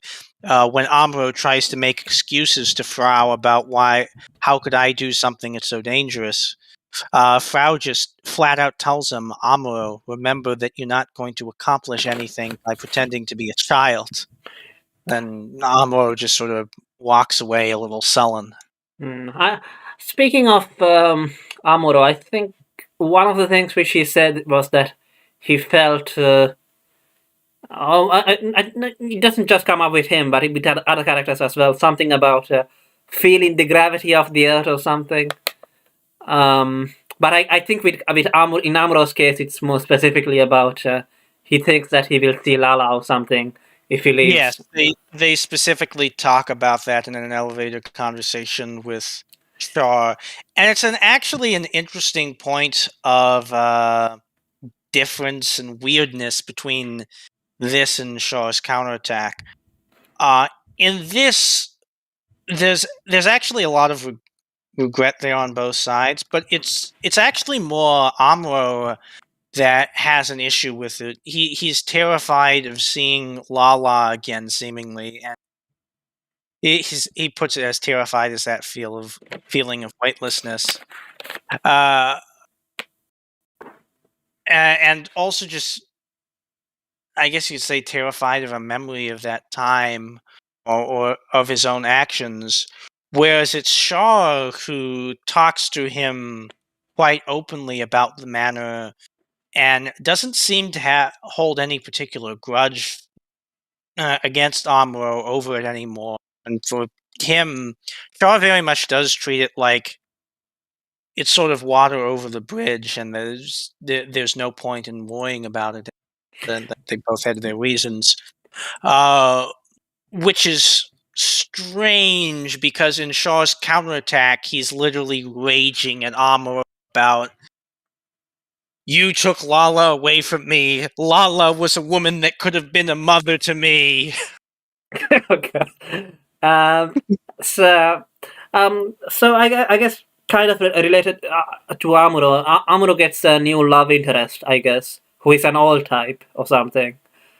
Yes, Torchka. Specifically, there's some background in production issues for this. They were going to have that character be Sayla, but as you know, anime is a just-on-time production always. And Sayla's voice actress was still off in a safari in Africa by the time they had to put out the next episode. So instead, they wrote in this character of Torchka. And she's very interesting. when she initially shows up, she's basically she's a little flirty with Amuro, and she basically tells him that, hey, basically that she's willing to help him help him sort of get out of his funk, and she does have this with my body. Yeah, and she literally says like, a woman will caress a man to see if he's if she'll with get my out of body. She's not that explicit, and she doesn't do anything like that at the start. But she says, no true woman is that explicit. Okay, if she's good, yeah, don't need yeah. to be. But at the same time, she also says that, hey, if a man doesn't shape up, let me guess. Amuro cucks out. Let me guess. Amuro cucks out. No, not really. No, not really. Really? No. In fact, well, she's quite nice to Amuro at the start, and really does help him out of his funk by showing that little bit of affection. As time goes on, she starts that little bit of affection. That sounds like he cucked out to me. No, she flat out kisses him during a conversation, which sort of surprises him. Aww. Yeah. It is rather nice. Yeah, where he's telling her, Amuro's telling her, I don't have the confidence to do, and she tells him. And she kisses him. Yeah, it's very nice. And Amuro says, Torchka, if you're pitying me, don't pity me. And he says, like, I'm not that thick-headed. I just know that a woman can rouse a man to activity by simply caressing him, then a woman will. It brings me back to that pair in the original Gundam, the dude and his wife. Oh, yeah. Mirai and Slager and Cameron. That was cool. I liked the relationship, and then when he died, she kamikaze him. That was cool. Yeah. I loved that. That was cool. Yeah. I loved that. Come to think of it, didn't that woman look a little bit like Haman for some reason? Oh, maybe Mirai? Not Mirai. Not Mirai. Sorry, I'm thinking of another character now. But do go on about Torchka, I guess. But yeah, she's rather sweet to Amuro in that capacity, and she says up front that it's to test the man, but she's going out on a limb for Amuro. But then after Amuro has shaped up, she sort of starts to become a little too clingy and too involved, where she starts to try to know everything about. This is so like 80s, 90s writing, man. Oh yeah, I know. This is great. I almost admire it now. I'm like, I'd take a little bit of that again. Give me a little bit of that again. Yeah. I'll take a balance between the two, man. Give me, don't do too much, but just give me a little bit. And also, as we already talked about, she tries to like bug Camille into handing over the Gundam. Or she does all these somewhat manipulative things that are like for Amuro's benefit, and it's not completely overbearing, but it's still like sort of quirky and bothersome. And Amuro has to tell her like, "Too bad Camille's a lesbian."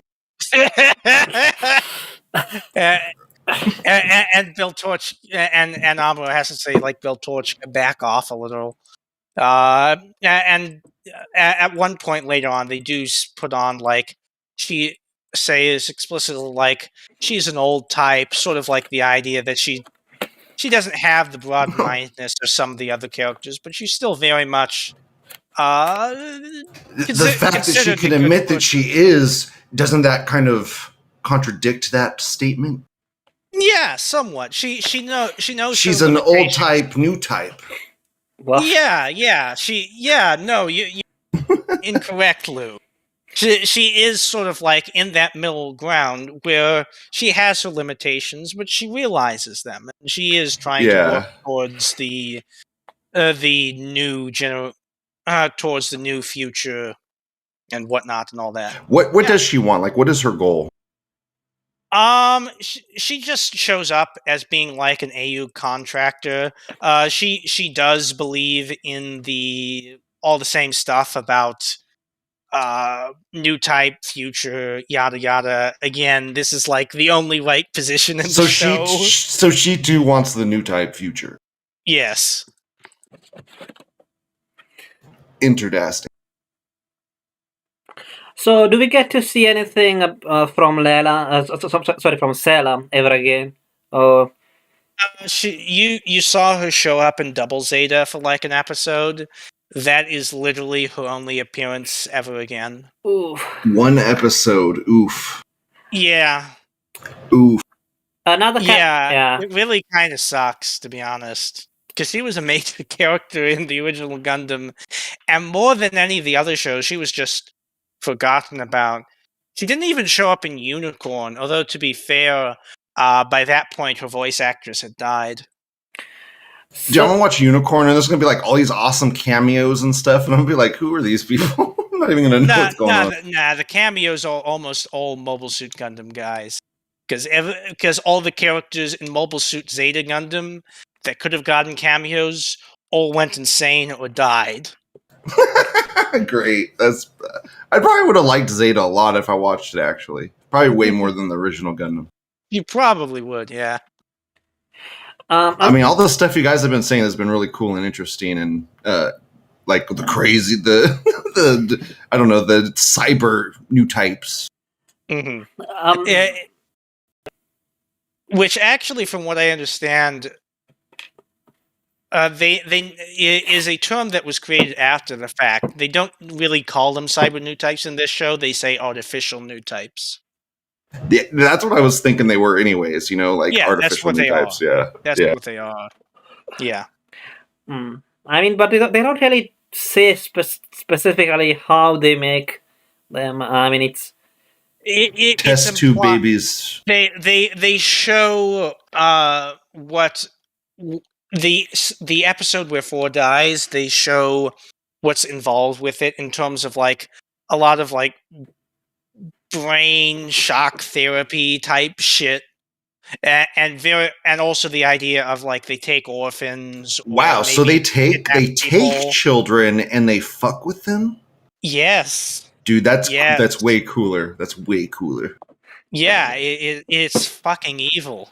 Somebody should clip. So much cooler. Somebody should clip that bit that Lou said. You know. So. I see. Another cameo, I guess, which I would have liked it if it had been anything more than that, is that of Shiden or Shide or whatever the fuck his name was. Shiden? The guy who helps Rekoa, but then he gets caught. Kai. That's Kai. Yeah, him, Kai. I can't remember. I think I was trying to say his surname or something, or his first name, but I can't remember that either. So yeah, Kai does show up. Why is he angry with Cha? Why doesn't he want to work with Cha? I think. It says explicitly that he doesn't like, and there's actually a meme about it. You can read the letter that he sent, and it makes sense, but it's a little Englishy, like the famous line in it is Captain Quattro. He is a Char. And it says, I really don't like his attitude of escaping from reality. And you can read that kind of makes sense. This is the guy where he had that relationship with that girl and stuff on the movies, right? Yes. Dude, that was great. And then she gets like blown up or something. Yeah, she like falls out. Oh, dude. Yeah, that makes so perfect sense why he'd be pissed at Cher. Like, you're removing yourself from this. Like, I've lived it. Yeah. Oh, no, I've lived you're this right. game of yours. I've lived it. Yeah, and he basically has the view that, like, Shaw should be in these times, Shaw should be a hero, but he's choosing not to be. Therefore, he's an inherently irresponsible person. And that's sort of it's kind of like he went through the whole Char thing already. Like he didn't want to be a hero. He went off and did his own thing, and then he was forced back into it. And it's like I had to do that. Like you need to step up too, kind of. Yeah, that's a good point I hadn't thought of. Yeah, I was just thinking from the perspective of like message to the audience. But yeah, that's a good point that Kai's sort of gone through the same thing in the past too. So, by the way, if I'm not mistaken, by the time of Zeta Gundam, the white base and the people there are like considered to be heroes or something. Yes. I see. At least in the colonies, I guess, if not on Earth. Yeah. Yeah, they're broadly speaking, they're very publicized heroes who at the same time have sort of been like, while they're heroes, they've also been pushed to the sidelines because they're not useful anymore. It's the Japanese very much have this mindset of the hero is useful in the times of strife, but once the times of strife are over, the hero is actually a liability, and some might even arrange to get rid of those heroes. So, so we talked about Amuro having a relationship, I guess, and finding somebody who would, I guess, sort of push him in the right direction overall. Yeah. But on the other hand, Cha is still alone, basically single, right? Yes. There's something of a thing set up where he could have been someone to comfort Rakoa, doesn't fully go down that path, and Camille sort of blames him for not being as open to Rakoa as part of the reason he defects. Kind of seems like a person who distances himself from people. Yes, yeah, you described it exactly. Yeah, Shaw is the type of person who, all throughout the show, is semi-distant. He will come in and he'll tell people what they should be doing, and he'll fight as a soldier, but you're right, he never gets too close to anyone in any capacity, including to Rakoa. Was he the same in MSG as well? Generally, yeah. I mean, he doesn't get super close with anyone in Mobile Suit Gundam. I mean, he's friends with Garma from back at War College, but other than that, he is just I guess aloof just with Lala. Lala is his like soulmate, who he was completely in love with and completely intimate with. Yeah, I'd say based off of Mobile Suit Gundam, you didn't see enough to describe him as completely aloof, although you might have had that inkling. Zeta really shows him aloof in personality. Yeah, I mean, I guess if he was, even if he was more, even if he was still isolated, he seemed more cheerful, I guess. You know, that clip of him just laughing like a madman comes to mind. Let's see. So, I mean, I don't think that, because like I kind of got. I mean, even though Amuro got into a relationship, I mean, it kind of feels a bit like for both Amuro and Cha. Well, there's only Lala. And now they are alone and they've only got each other or something.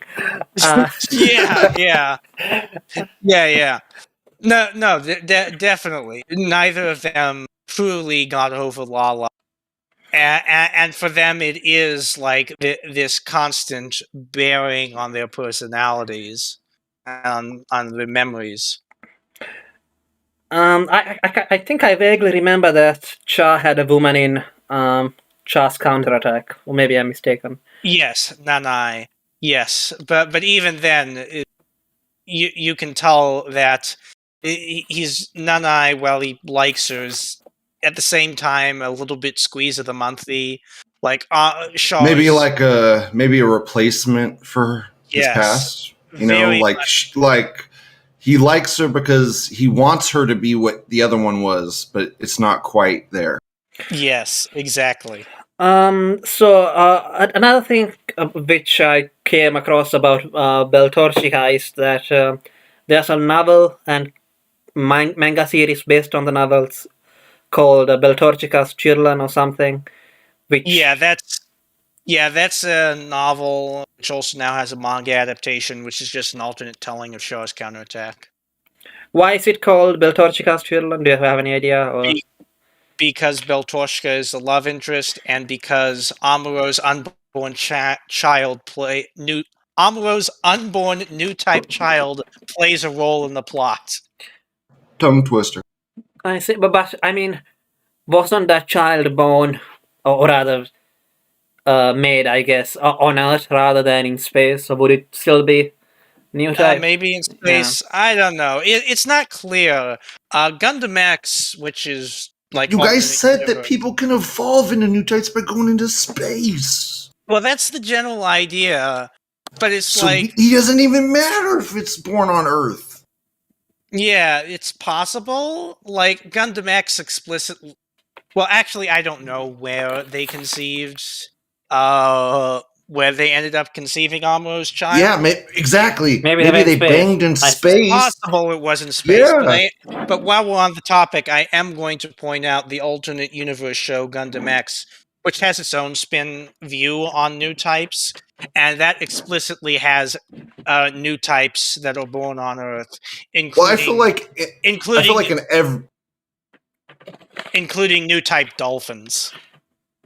New type dolphins. I feel like in every Gundam there's kind of a new type variant. Like in Wing, it's the clones, Yes. I mean, there's always kind of a Char, and there's always kind of a, Yes, there does always tend to be a new type variant in every Gundam show. Not always, but often. So, Heraclius, I don't know if you had a look at that thread which I shared from the Mecha board on 4chan, where people were sneering on Anno for being a hack who basically copied everything. And that's very typical M. I guess sort of related to this. One of the criticisms was in the form of comparing Anno to Tomino and saying that Tomino came up with a bunch of new stuff. But Anno, he just copied Ultraman or something. I mean, is that basically true that Tomino came up with a bunch of new shit? I guess. I mean, everyone's influenced by everyone in the end. Thank you. Yes. Yeah, such wars tend to be pretty self-defeating. I mean, on the one hand, if you truly plagiarize, people will call it out. Yeah, on the one hand, you could say that Tomino did take the mech genre in a new direction, which is unique in its own way. And sure, Eva was maybe getting a lot of stuff in interesting ways, but I'm going to be honest with you guys. In terms of like being a director's director or doing interesting things as a director, Anno is just far, far better than Rule of Cool. Anno is far better at that than Yoshiyuki Tomino is. It's not close. Not close. Yeah, I guess Anno is more artsy. Yes, he is more artsy. Because I can imagine somebody copying Tomino's style, and I can imagine that. But I find it a bit hard to imagine somebody copying. Then again, there's a lot of copycats, but I don't know. Yeah, but there was also sort of but there are a lot of copycats, but none have really surpassed it. No, very much. So not. I mean, you can't really say that they can completely copy the style.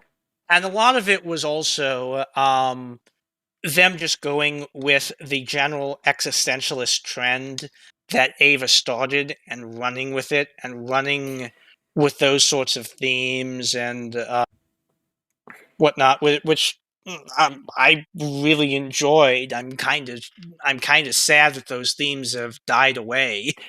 So, but so one of the things which we didn't get to talk about when we talked about MSG a bit was basically how did Tomino so earlier, for example, we mentioned that there were a bunch of novels, a bunch of Gundam novels, which I'm not sure if they were written by Tomino, but maybe they were. Yes, they were. They were. So, I mean, we didn't really talk about how did Tomino come up with Gundam.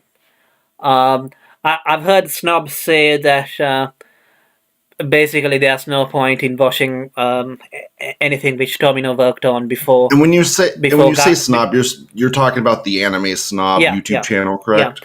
Yeah. He said that, just for those that may not know. Yeah, thank you.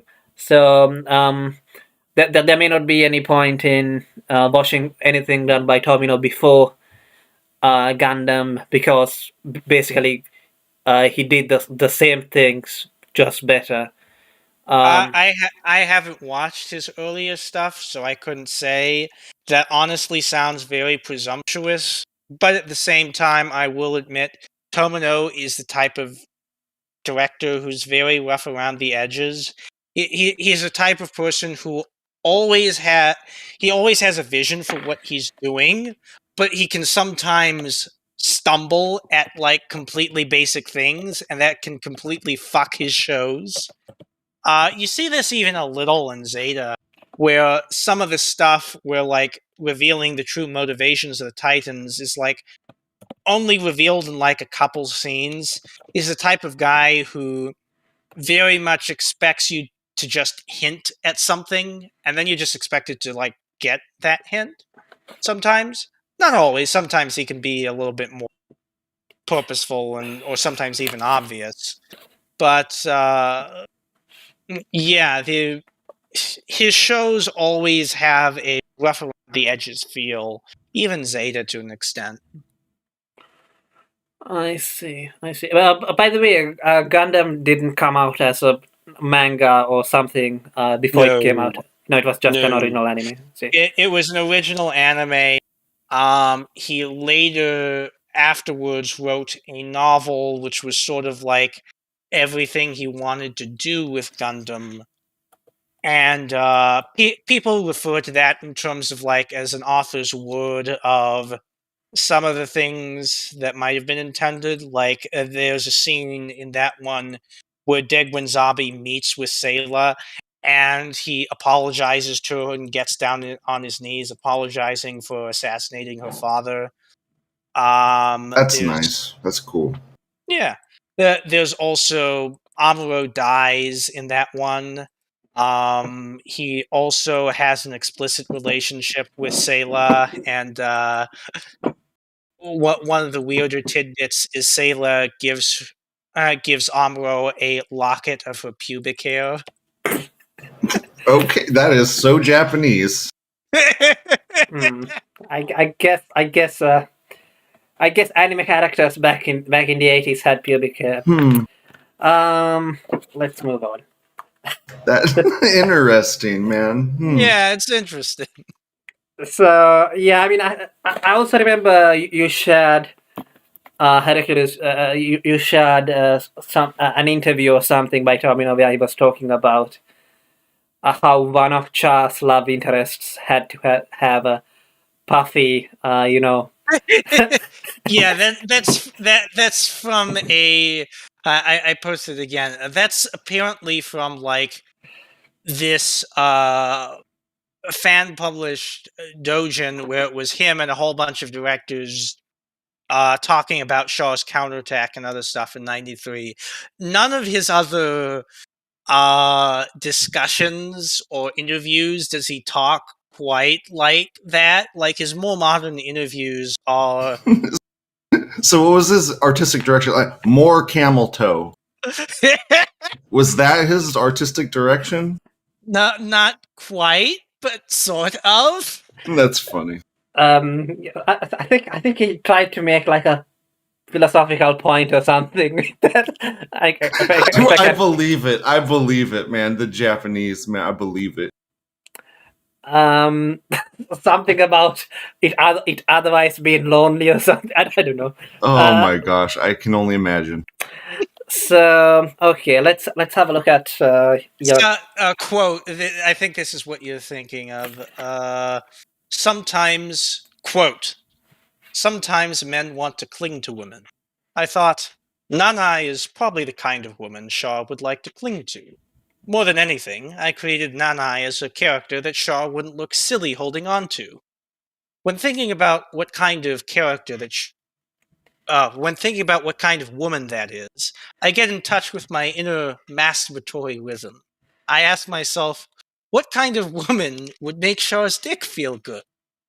That's what I mean when I use the word fleshy.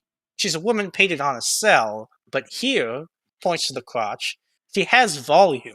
Characters that don't have that fleshiness I are love Japan. unattractive to the audience. That was beautiful. Characters that don't have what did you say? They don't have this fleshiness around their crotch are attractive. Effective, okay. Beautiful. He goes on to say, it might be hard for younger people to hear, but as you get older, you start to understand that you can't not think about people and characters without factoring in sex. It's really true. I mean, it's really true, though. And if you look at woke culture and how everything's selling now, I mean, it's kind of... So, oh, yeah. So finish the quote, that's why what?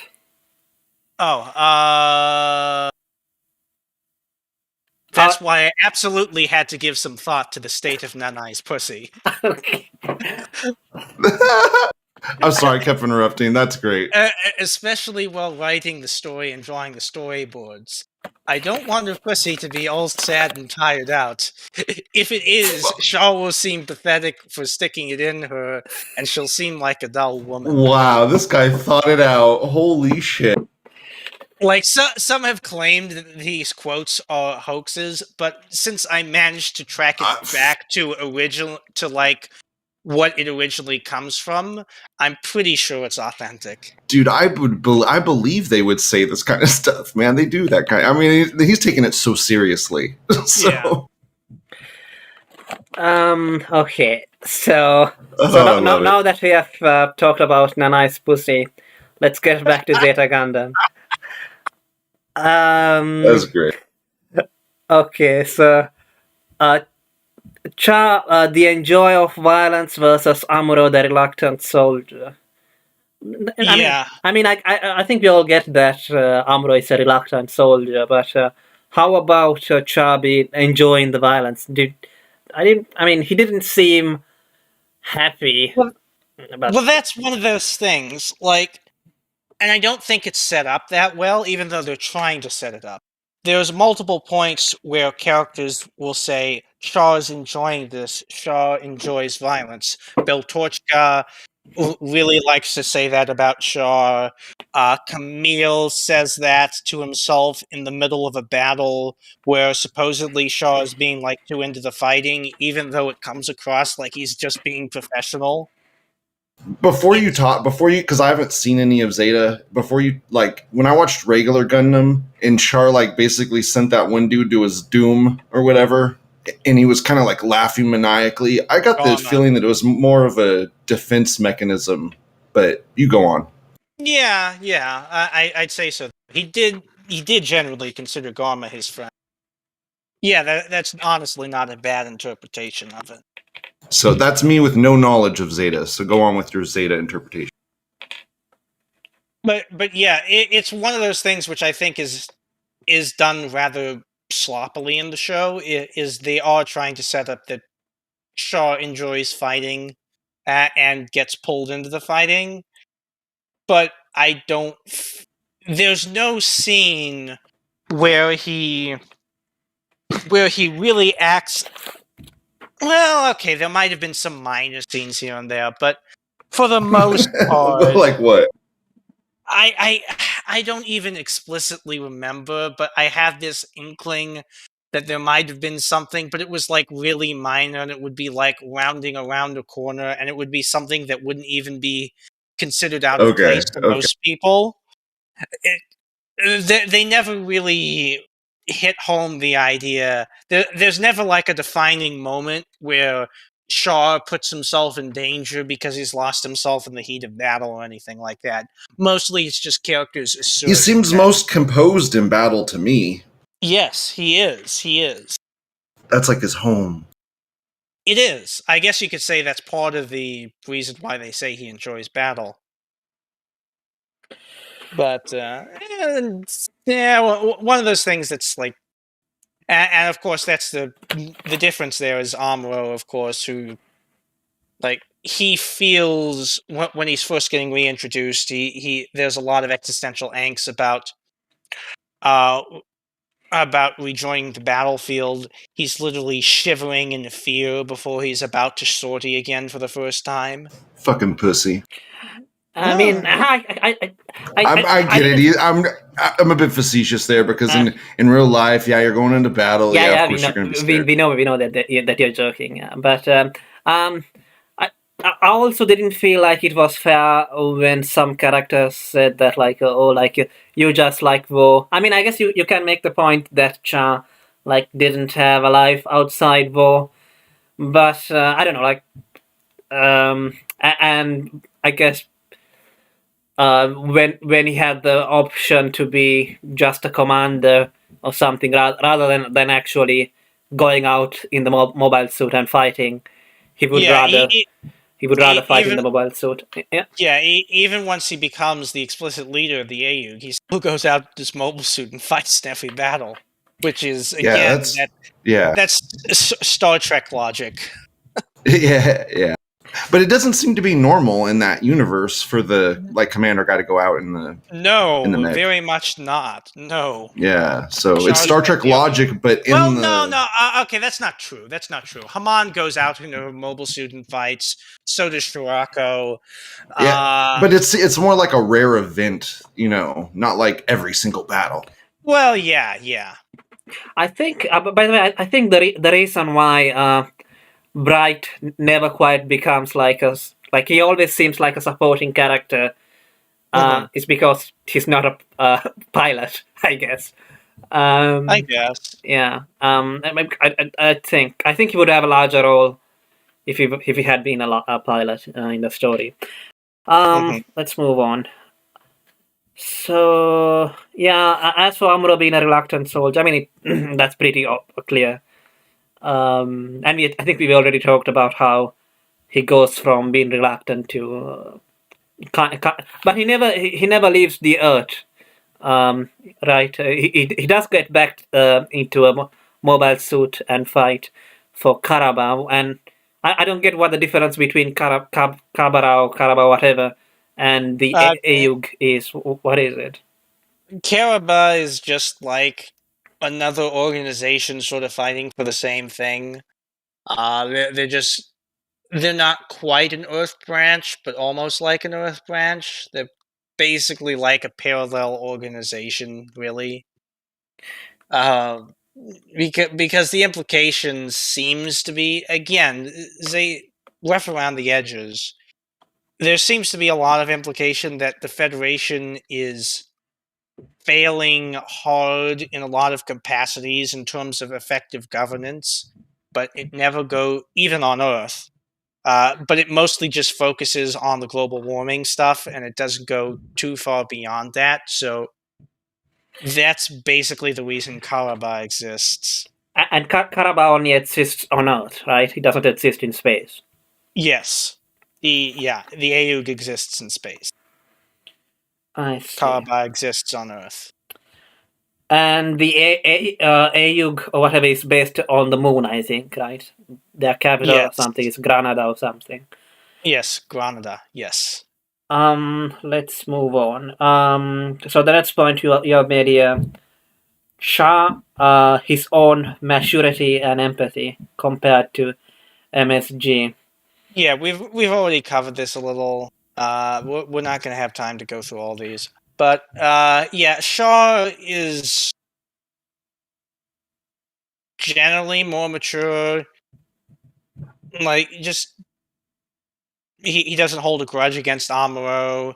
He's Well, whereas Shaw in the previous one was a sociopath and would very much go around and he wildly talked about Amuro, someone like you that's powerful is too dangerous to left alive. At the very least, I must leave you alive. You must join me in my cause. Together we will rule the universe. And Amuro's like, what the fuck? What's wrong What's with going you? on? Whereas Shaw in this is a lot more mellow. He seems to understand that acting like that makes other people think you're fucking insane. Shaw, in general, he's actually a very good father figure to Camille. He's a very good, and in general, he comes across as someone who really does have his shit together, who really does. So he's a father figure to Camille, Daddy's little girl. Yes. And he also has a lot of good advice to give to Amuro as well to get him out of his funk. He comes across as someone who's like plateaued at that mid-level of his career, and he could go a lot higher, but he's sort of like choosing not to, and other characters are sort of bugging him to go a little bit farther. So he's going through a midlife crisis. I guess you could say, yeah. Definitely. So I mean, I guess that counterattack Cha is like a mixture of MSG Cha and Zeta Cha, maybe. Yeah, Shaw's counterattack is basically like he's fully succumbed to despair. Like nothing's going to change without horrible reactions. Plus, I'm sick of this all. I'm sick of the tragedy. I'm sick of everything. I'm sick of this world. Asteroid. Yeah, he has become crazy. That movie was my friend's favorite movie. He loved that movie. I love Shaw's counterattack. Have you seen it? Nope. Apparently, okay. I think. Okay, well, I read somewhere. Spoil. I don't care. I read somewhere that. I mean, it's not much to spoil, to be honest. Yeah. In it. So I read somewhere that Hideaki Anno also said that it's favorite movie or something. Yeah, that's in that same interview. Tomino talking about Not Ice Pussy. I see. Because Anno's in there talking with him. Because Anno was involved in the production of Shaw's counterattack. He actually designed some of the ship designs for that. Nice, I didn't know that. And did some of the background work and whatnot. Specifically, the Neo Zeon flagship was one of his designs. Speaking of which, did you prefer the Agama's design to the White Base's design? Or? Yes. The White Base comes from a more cartoony. White Base looks dumb to me. White Base looks dumb. Literally, like there's this huge transformer called Fortress Maximus, and it had like two modes, a city mode and a ship mode, and the ship mode is obviously based off of the White Base. Most people that talk about that thing say that the ship mode is dumb looking. So there you go. The Argama looks like legitimate sci-fi ship. I'm not going to say it's. Yeah, I mean, ultimately, it's a spaceship, so you can sort of design it however the fuck you want. But it's actually clever. You've got the little spinning wheel, the little spinning general habitat area, so that the spinning will create gravity. It's actually it's kind of interesting, and it looks plausible-ish. Yeah, I like it. As for the mechs, which was your favorite mech, I guess? Mark II looks real nice. Zeta looks... Honestly, all the hero mechs look real nice. Zeta, Mark II, Yakushiki. Villain mechs are very hit and miss. Cubile, I think, looks really nice. It's really funky looking. It looks kind of nice. Some of the villain mechs, like the Ashimar, are weird looking. The bound Doc, Jared's Yeah. last, his mobile suit is fucking ugly. It's like this big cartoonish looking jackal thing. Not as bad as the Big Zam or whatever it was called in MSG, I guess. Yeah. I just accept the Big Zam. The Big Zam is the Big Zam. I can't help but appreciate it. Let's see. As for me, well, I think I like the Gundam Mark II the most. Big Zam looks cool. I liked the Big Zam. Just saying. Yeah, there you go. There you go. I think the problem with that I had with the Zeta and then with the double Zeta as well is that more so with the double Zeta is that it ends up looking like there's so much stuff hanging on. I don't know. Oh, just wait until you get a Gundam Seed. or like Gundam Wing. Like dude, I don't even remember what happens in Seed, dude. But I remember I loved the whole thing, but I don't remember a damn thing about it. That's how rememberable it is. Yeah. I see. So it's only going to get worse, I guess. In terms of stuff hanging off the mech designs, yeah. Dude, the way the mechs work in Seed is so shenanigan-y. It's just so shenagly, man. Oh my god. What are you referring and they to? escalate. The drive, the particle drive or whatever. Oh, I think you're blending that a little with 00. But Am I? Really? Yeah, I don't think I ever watched. They have particle drives. Seed has this thing. Seed, they get all the shiny particles and stuff. Oh, yeah, that's true. Yeah, and there's no explanation for that. It just happens. Exactly, it's magical particles that are powered by the drive in the middle of it. I don't know. I see. It's so shenanigan-y, dude. I don't know. It just looks a bit silly with so much stuff hanging on. I guess. You have wings of light. You have every suit. There's has so much glow. Every suit has a giant backpack with wings. That's just wings galore. That's just the nature of Gundam Seed. Dude, I think the wings became so popular because of Wing Zero. They had to have. Yeah, Wing Zero Custom popularized it, and then Freedom Gundam popularized it, and then Seed generally popularized it, and yeah. Yeah, I kind of found it a bit hard to accept that the Hyzaks are something different from the Zakus, but yeah, lore-wise, it's basically like, oh, the Federation took over the company that was building Zaku's, and they just had them build like a slight variation. And they need a new name for it. Okay, I get it. Yeah. What else is there to say about the mechs? I was kind of a little bit, I mean, I wouldn't say annoyed, but it was kind of a bummer that Char didn't get to use a red-colored mech, but I guess he was pretending to be How dare they? Vegeta. But right now, I am just Quattro Vegeta. That's stupid quote. Yeah. That was probably the only time Camille had a right to be angry, I guess. Yes, he did. And he just...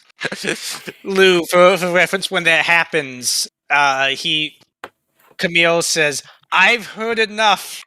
I'm tired of you adults and your lies." And he punches Shaw in the face. Oh, that's funny.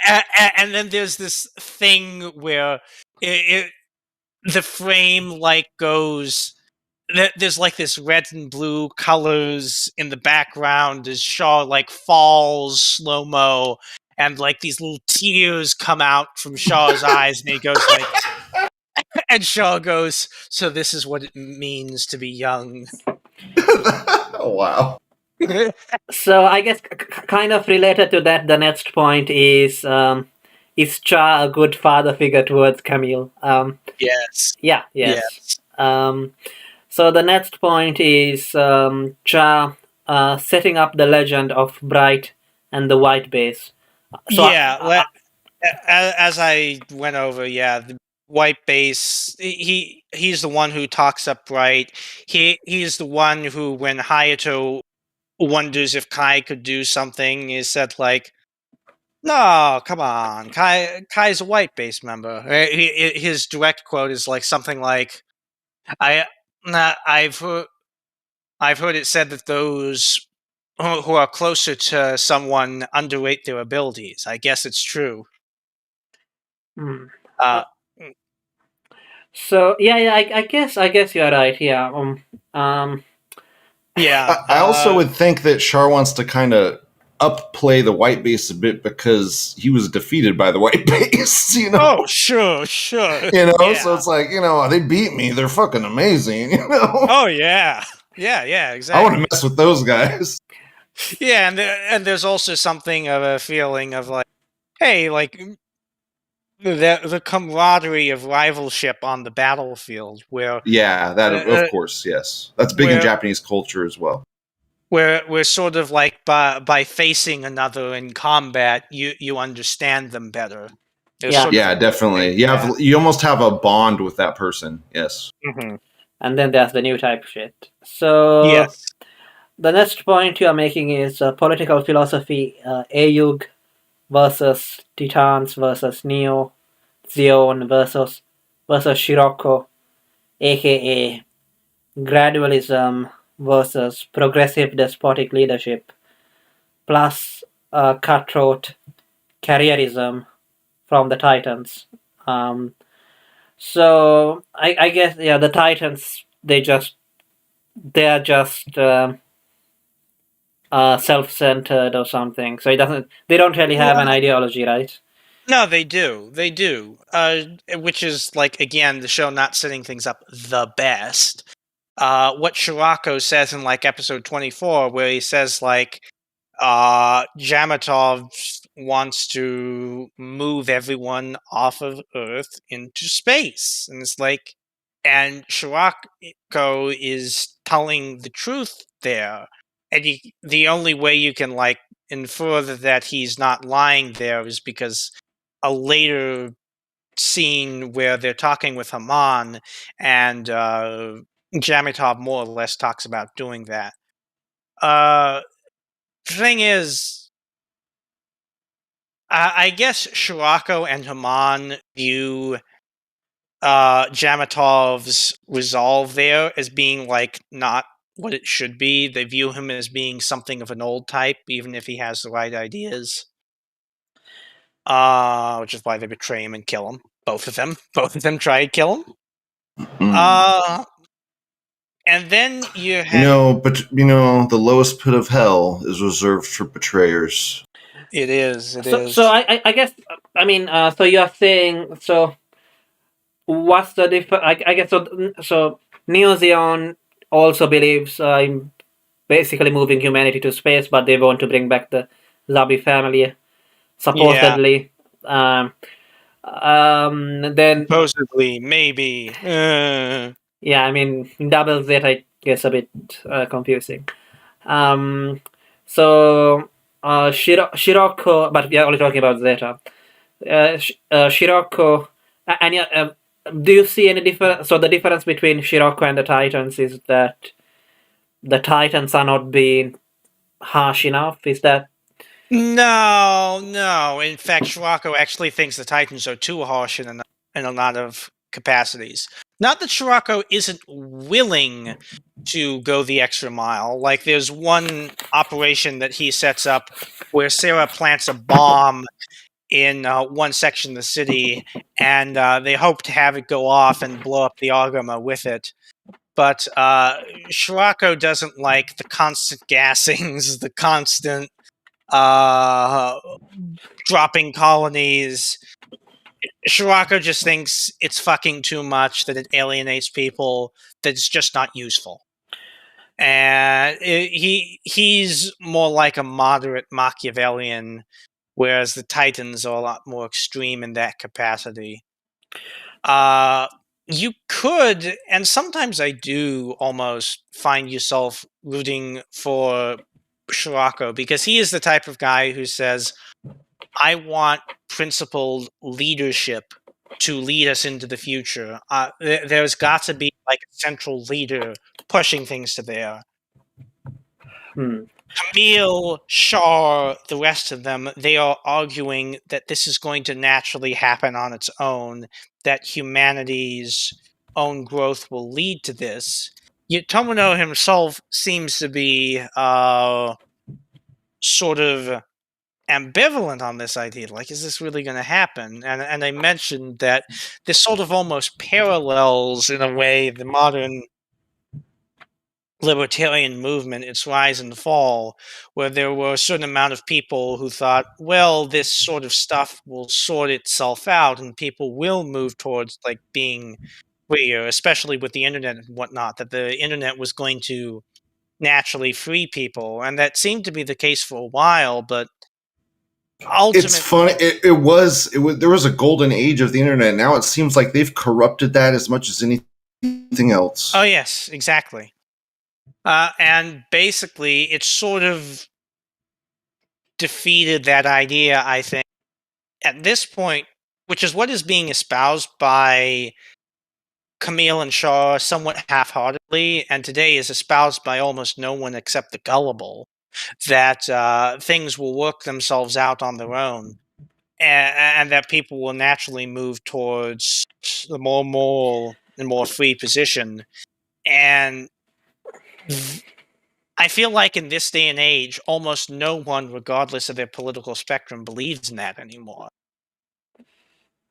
And that sort of leaves Zeta in a somewhat awkward position where you look back on it and you can appreciate a lot of the characters, and you can appreciate why the main characters have those positions, but it's kind of hard to agree with them.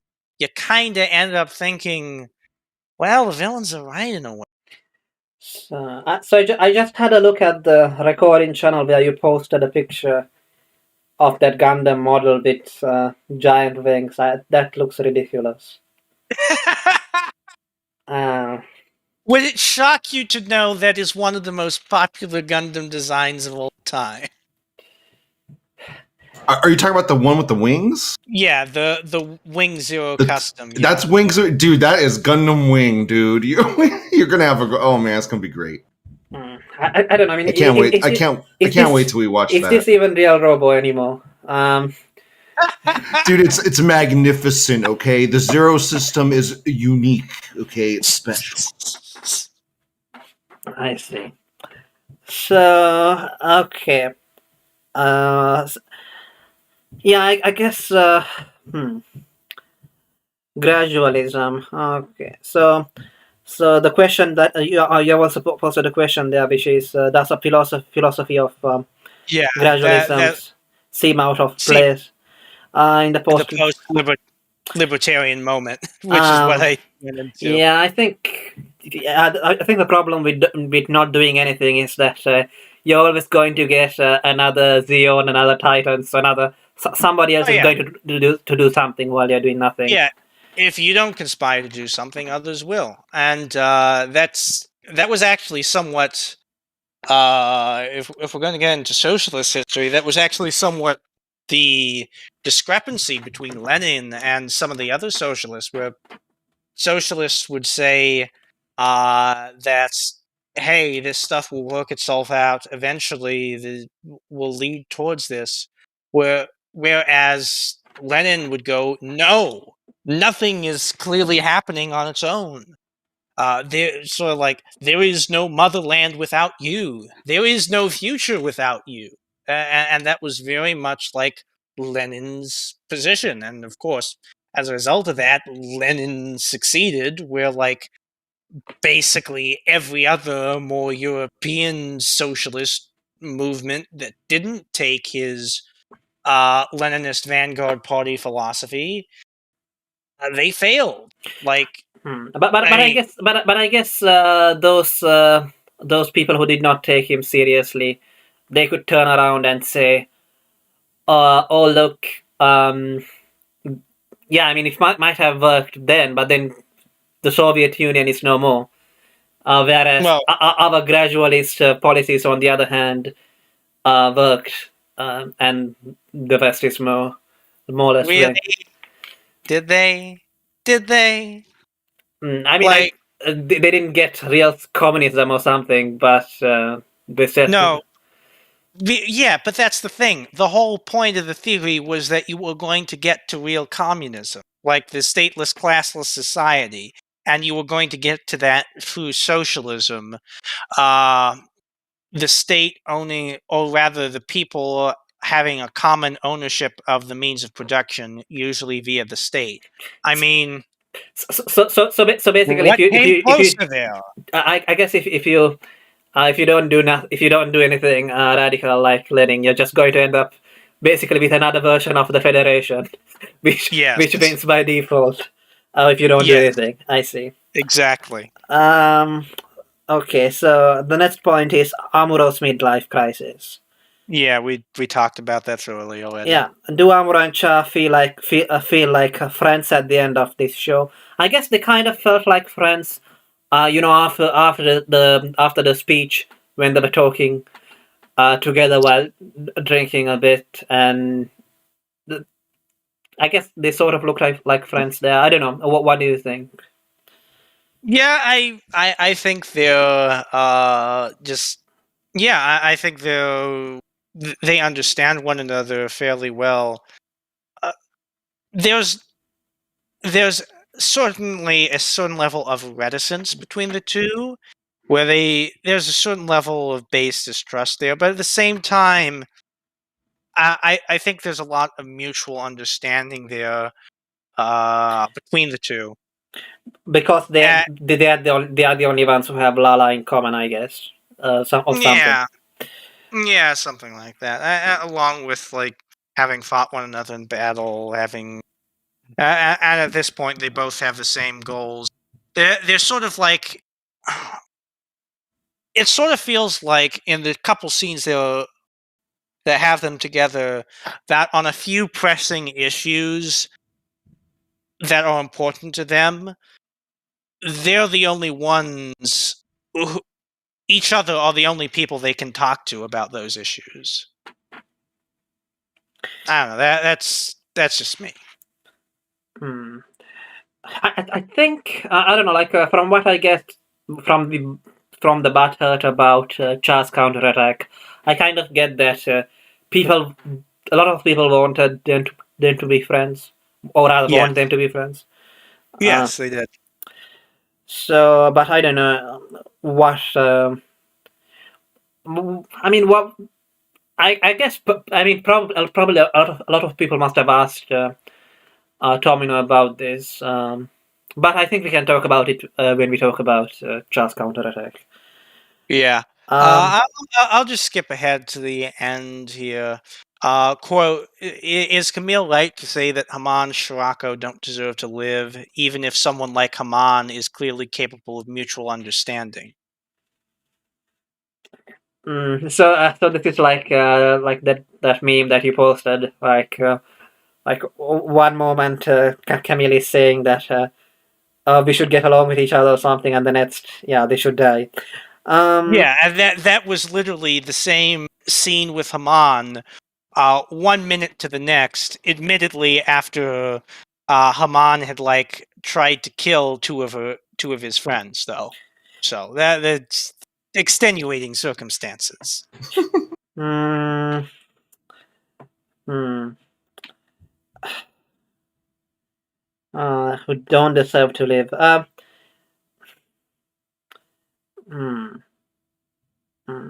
mean, what is your answer? I guess. I mean, I don't like having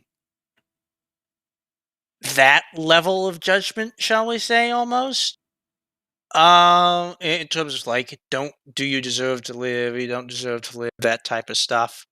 Like, obviously, there's the judgment of the court in terms of like, you have to judge what is just punishment for someone's crimes, etc. Justice towards the aggrieved, etc., etc. And from a pragmatic perspective, if someone's going to murder someone, obviously you kill them first. But I don't really agree with any sort of blanket idea of you don't deserve to live, as Camille's sort of talking about. He seems to almost be taking an idea, I guess, of like they're too much of a threat to let them live, which is fair. It does feel like Camille's own emotions and self-righteousness overflowing a little bit, and perhaps like a bit of lashing out at people that he sees, and perhaps Tomino sees as responsible for war, and that these people like really don't deserve to live. I really hate them, hate them, hate them. But at the same time, I don't know. I don't. I kind of feel like the story kind of made him pay the price for thinking that the reason why he went insane, maybe is sort of because he got into the mindset that that kind of mindset that he needed, that these people needed to die, or something. Maybe, I don't know. Well, the thing is, like, if you want to stop Shiroko, you do need to kill him. If you want to stop Haman, you do need to kill her, because those are the types of people who will constantly. They're very motivated. If you leave them alive, they're just going I'm to. motivated by my emotions. Yeah, not so much Shirako or Haman, though. They're very dedicated to their super goals. Dedicated. So yeah, I think let's try to quickly do all of them. Quickly. So for how compelling is a tragedy, is Rosemi just a retread of her issues? So yeah, Rosemi is just a retread of her issues. Yes. I didn't find the tragedy that. I think you already talked about why. Yes. The woman question, Rekoa, Torchka. What is the essential difference between men and women in the show? Yeah, the show we went over with Rekoa, all the things she did. Yeah, she's basically set up as the quintessential woman, 100% following her instincts, which of course makes. So what is the difference between the men and the women, I guess, in the show? Well, the idea is, it's not even the idea that there's a tremendous difference between the men and women in the show. It's just the idea. Well, there is somewhat. It's just sort of the idea that Rekoa's nature is like sort of viewed as the inherent nature of woman, and that most of the women in the show have that part to them. You see that in Torchka. You see that in, I guess, Fa. Yeah, sort of in Fa and some of the other characters, but very little in Emma overall. But that it's balanced with other elements. Rekoa is seen as someone who's just sort of like went off the deep end, fully like, I'm embracing what it means to be a woman, Superman, and of course that leads to her death and issues and whatnot, and everyone damning her name. I think one of the other reasons. But there is sort of this idea that that nevertheless, while there are going to be these inherent tensions in male versus female nature, that for the most part they will be overcome, and that it won't be a big issue, and it will only be edge cases like Rekoa where it'll be a big problem for overall unit cohesion. Speaking of character deaths, I thought the best one in Zeta was Emma's death. I see. So, what else is there to say about this? Well, I guess the show it kind of did make the point that women and children shouldn't be there or something in the battlefield, but maybe things have changed and now. they talk about times have changed. Tomino seems to explicitly. He has a great deal of ambivalence about women joining the battlefield, but he seems to overall support it and think that it is natural and that it can be done without much in the way of negative issues. Yeah, and I think the reason why it annoys some people is that here the portrayal of men and women is that most of the women end up falling in love with some man, something. Even though Emma doesn't. Yeah, and I mean most of the men do too, I guess. Yeah. And I kind of felt like that there was too much romance, like across the battlefield, that sort of thing. But it's not such a big issue, I guess. Yeah, it never bothered me. I liked what they did with Sarah, to be honest, in that capacity, which was like, yeah, for Rosami, meh, but those were sort of all the Yes, examples. I think Sarah's thing was okay. Mhm. Rosami and Fu was not really that good. And Rekoa, I don't know. Yeah, I mean I didn't hate her, but yeah, it just seemed to happen over and over again. Oh, at this point, I just enjoy her because she's a character. She's a character that angers so much. One, she's sort of interesting in her own way, but two, she's a character that angers so many people. I kind of have to like her. Yeah, yeah, same here. As soon as I found out it angers the right people, I think I sort of started to like a little bit more. So I think I did say that in the chat as well.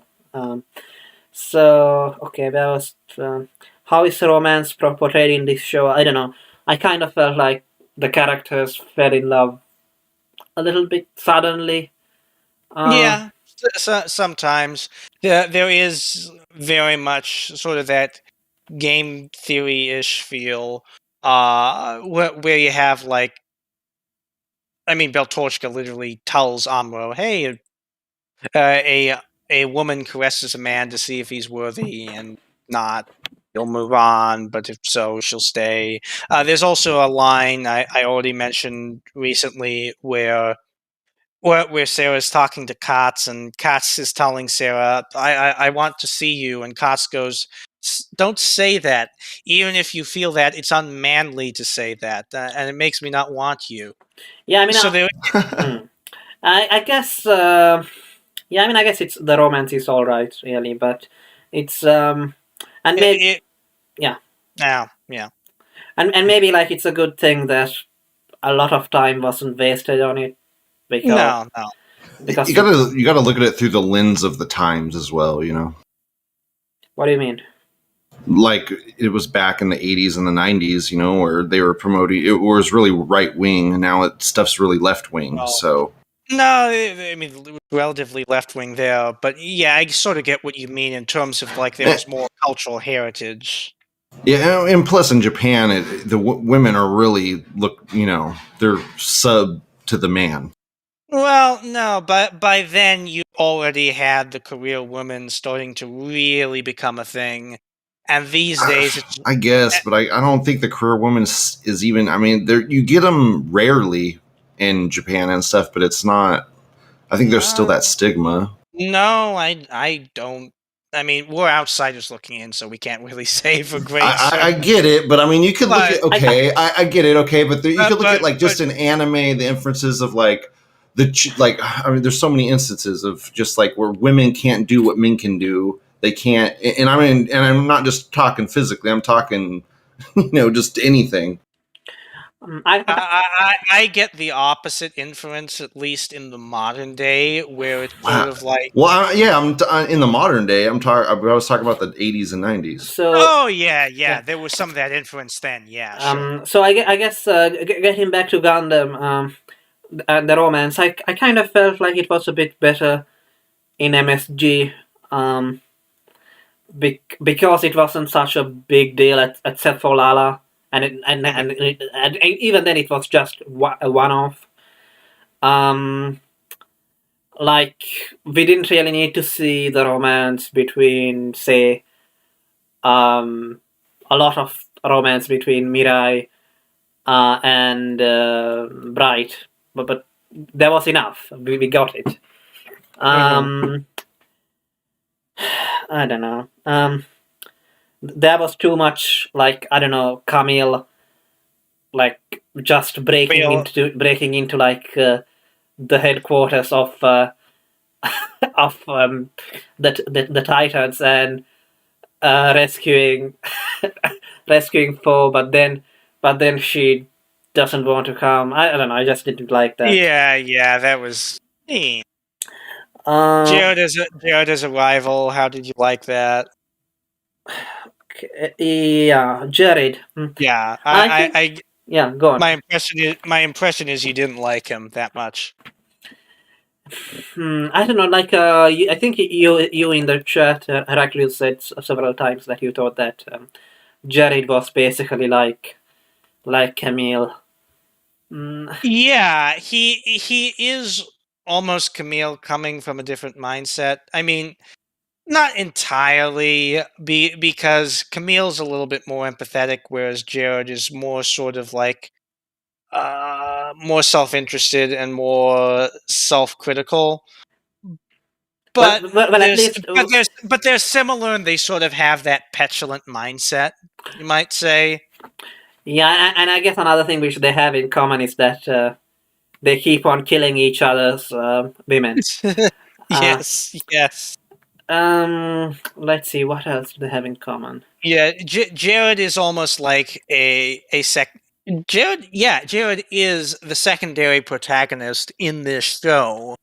And you mean the way that Char was in MSG? Yeah, almost not necessarily comparing Shaw to MSG, comparing to Shaw, but in terms of like he is someone who's trying to grow on the other side, who is trying to become the he set a fanciful goal for himself of like becoming the leader of the Titans, which is probably too fanciful, but that's sort of what he is aiming for.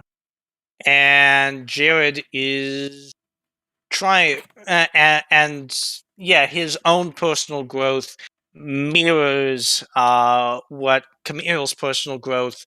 Both of them grow to a certain degree, but then eventually Jared sort of gets bogged down in his revenge shit and whatnot, and it's sort of it's sort of like a zigzag where Jared was progressing and then he regresses.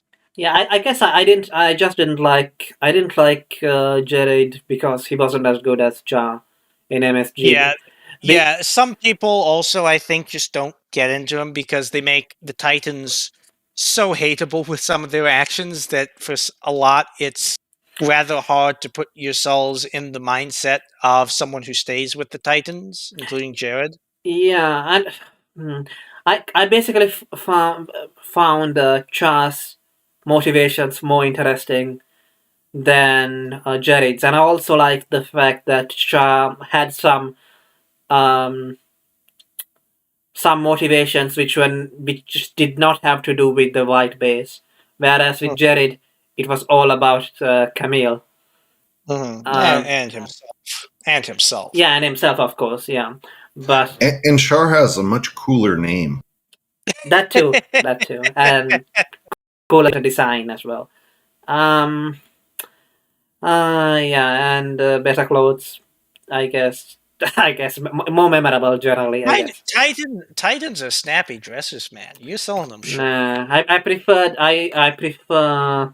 the Federation, the normal Federation ones. I don't know. Terrible.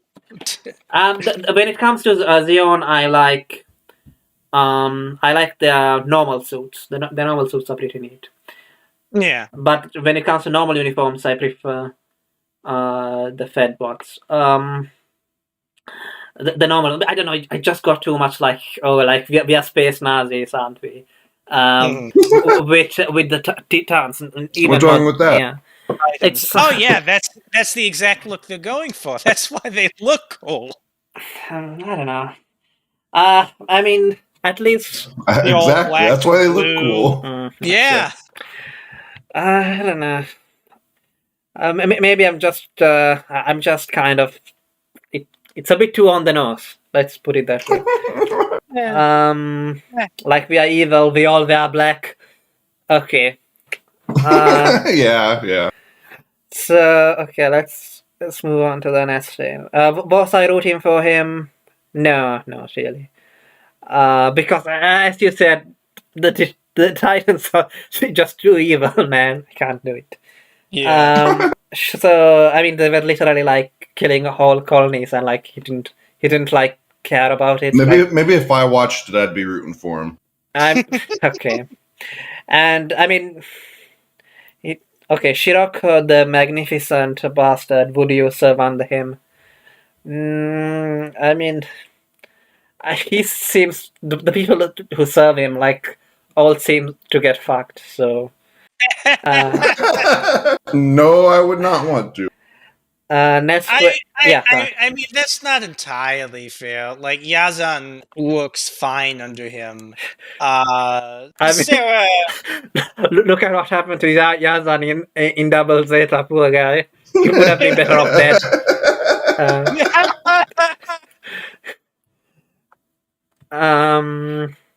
Yeah, and Yazan has got a mind of his own a bit more. I felt like he wasn't totally under Shiroko's thumb. I felt like. Yeah.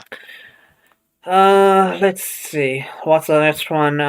Do the Titans ends ever justify the means? Cover this. I think okay. Do the Titans ends ever justify the means? Justify their means. I mean, who cares about what happens to Earth anyway? Because there are already people in space. If things get so bad on Earth, then the people on Earth will move to space.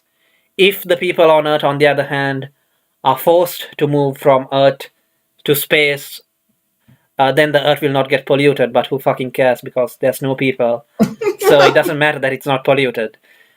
So I think the problem Good is logic. Yeah. So I think the problem is that I mean their goals. Do you really need? I mean, in this case, I almost feel like the gradualism works because people will have to move out of Earth if it's really getting so polluted that people can't live there, and if people can move to space, they already have the ability to.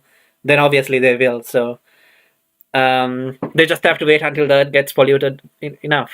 But for some reason, the characters have a problem, or everybody has a problem with that, even though they don't want to live on Earth. So why do they care about the? I'm repeating myself, but you get the point. What is your answer, Heraclius? Yeah, I mean they're kind of over the top with their means. Yes.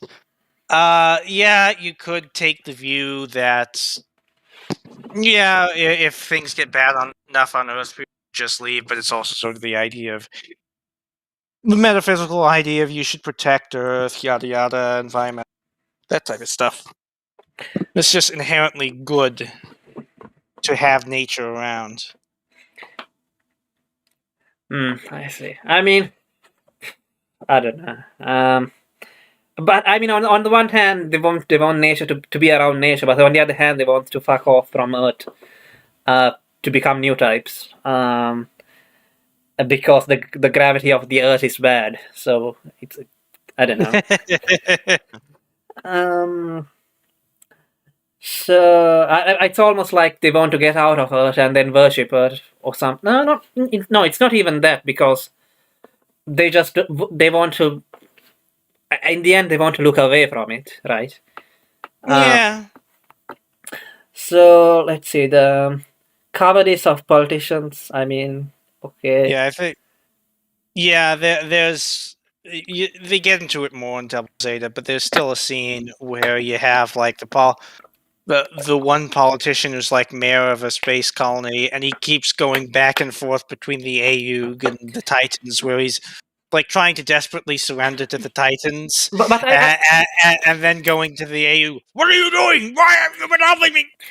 but I guess you could make the point that basically it's the Titans and the AUG which are insane, and that the mayor is the one who is sane. No, because that is not what the series is trying to go that for is at not, all. that is not what the series is trying to go for at all. What they're saying is that like you should fight to the death, and because that will bring peace somehow, or something.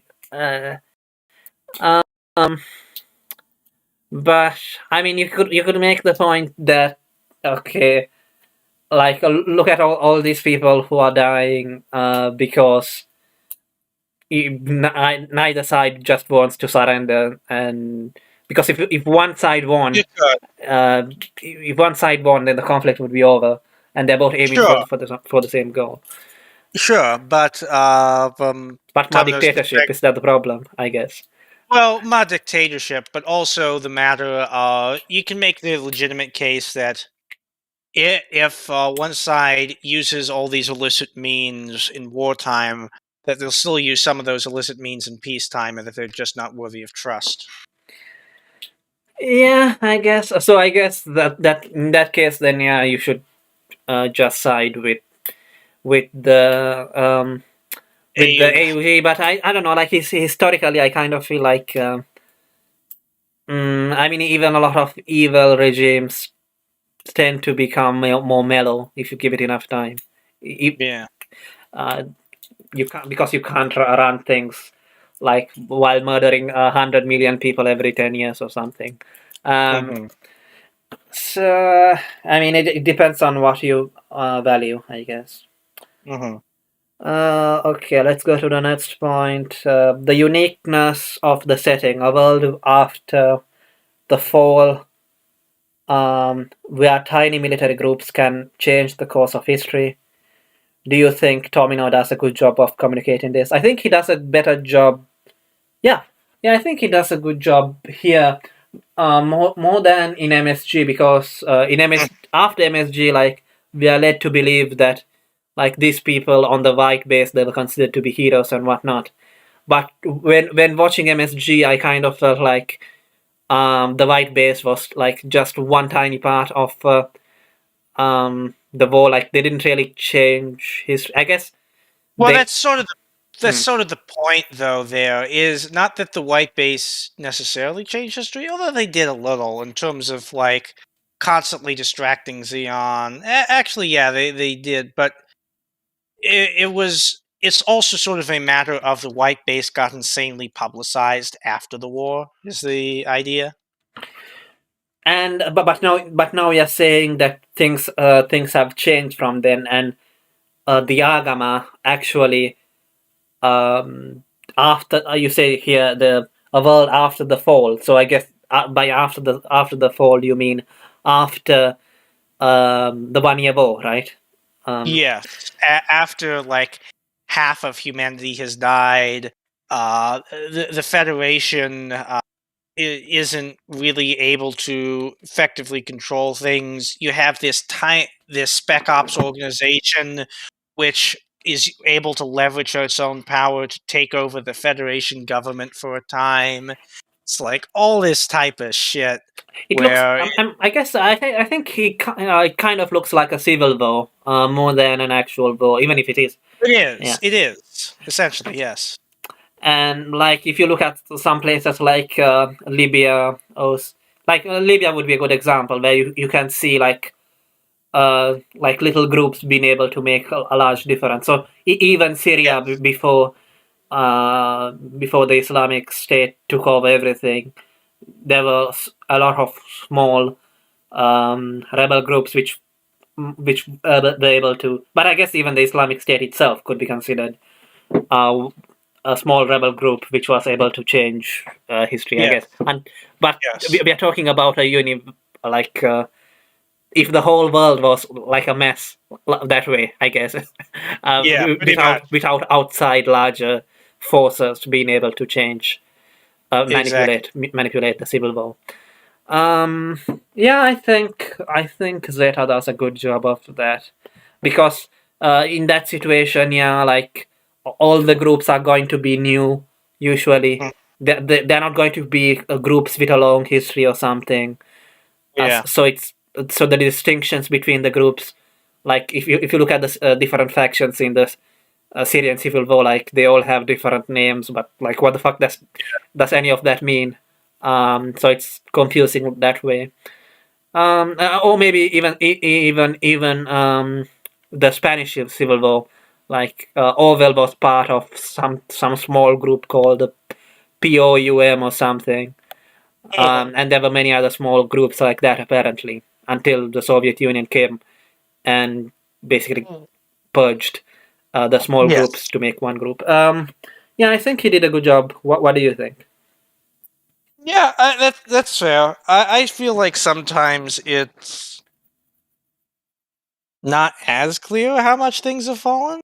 They could have shown some, but I mean, yeah, if you read between the lines, it's actually pretty evident, to be honest. So I don't know. Maybe he does do a good enough job communicating it. I mean, you do kind of get the the space battleship Yamato syndrome of like the super battleship like destroying and winning against all odds all the time somehow. Yeah.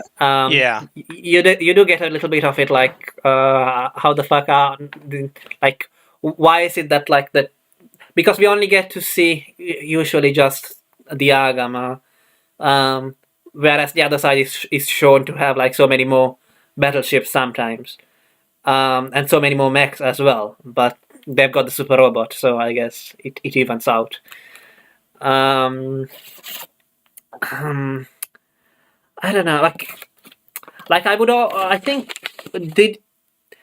I think I probably had a better idea about what was going on here in Zeta than in MSG, like about the significance of what they were doing, because they were more in the center rather than a scapegoat.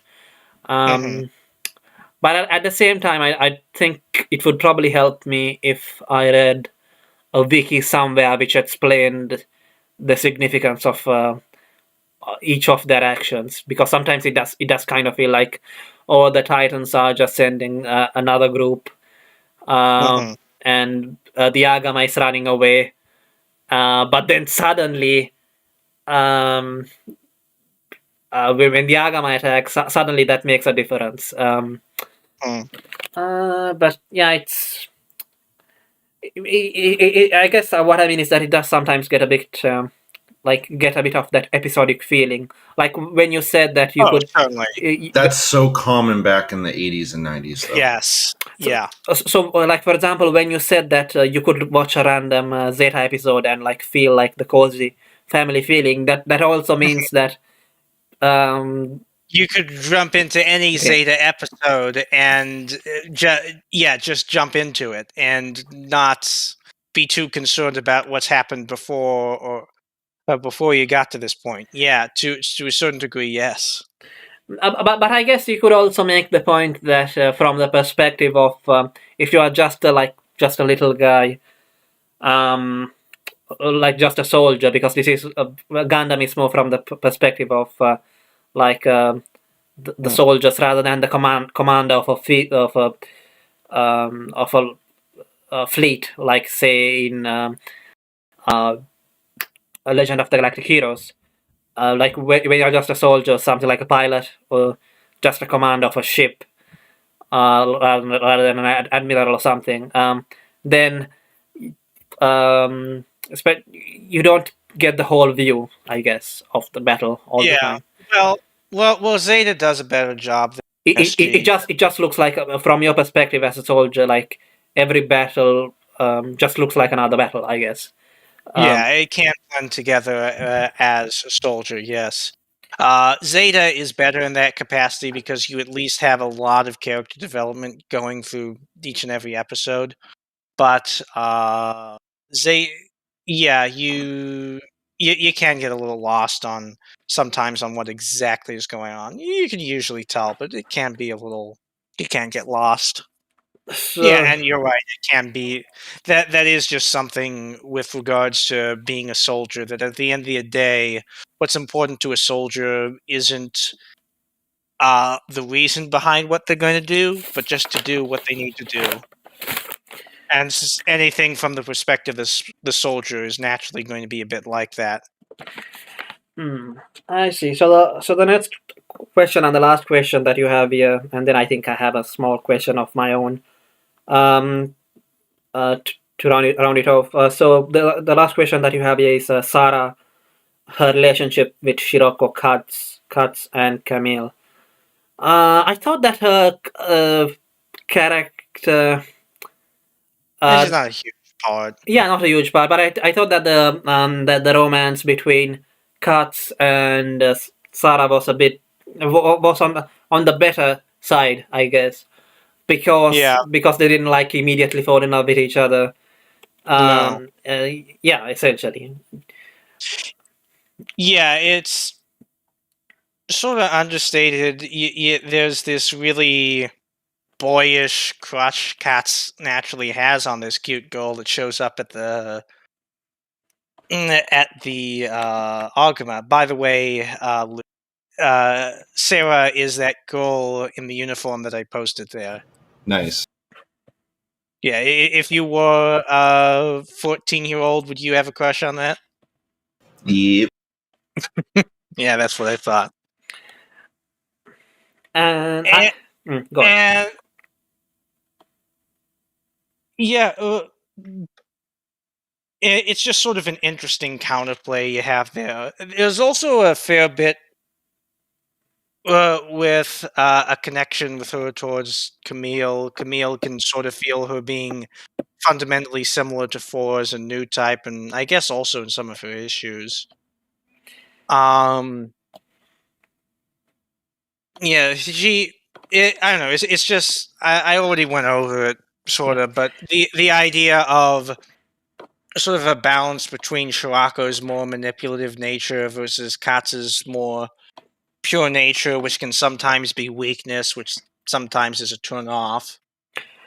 Yeah, I just like the fact that like it basically Sarah didn't just throw herself at Katz's feet or something. No, nothing like that. Whereas like with some say like with Four, like she just falls in love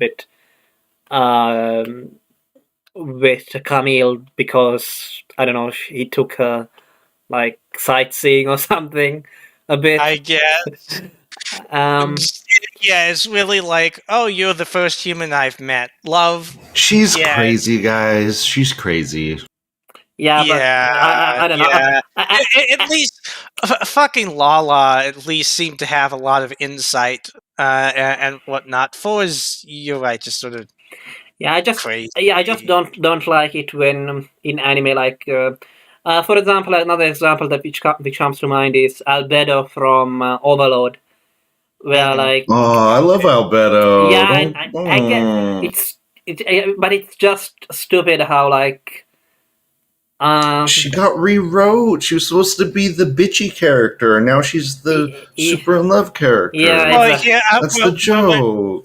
What Goodsun's saying is like, even if that literally makes sense in that show because it's literally a fucking MMO and it's a program and whatever, it's still just sort of unsatisfying. I guess. Okay, because it doesn't feel earned, I guess. Yes, exactly. Look, earning it is always going to be better than not earning it. Yeah. So I guess the last question, unless we already discussed the last question that I put there. No, I mean I have a question of my own. Oh, okay. So it's what do you think modern anime can learn from Zeta Gundam? A lot. I guess more physical violence. Yes, that number one. Number 2, fleshiness. No. I think what it could learn from is ways to weave character drama better into the story. Ways in which it. I guess how to be a little more understated in a lot of these aspects. To tell a story that is about personal growth in some capacity. I feel like I should be saying more, but I don't know. What would you say? I think I don't know. I kind of like that.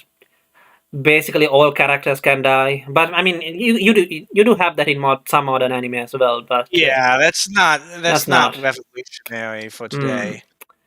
Yeah. I don't know.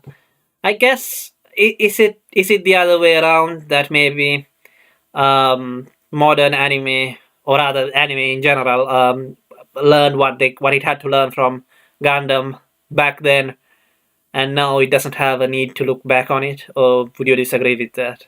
Oh, I very much disagrei with that.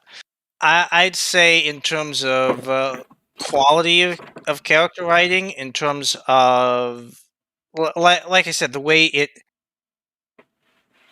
the focus on discipline, which I've only gone over, is and on self-realization and on being very brutal towards that.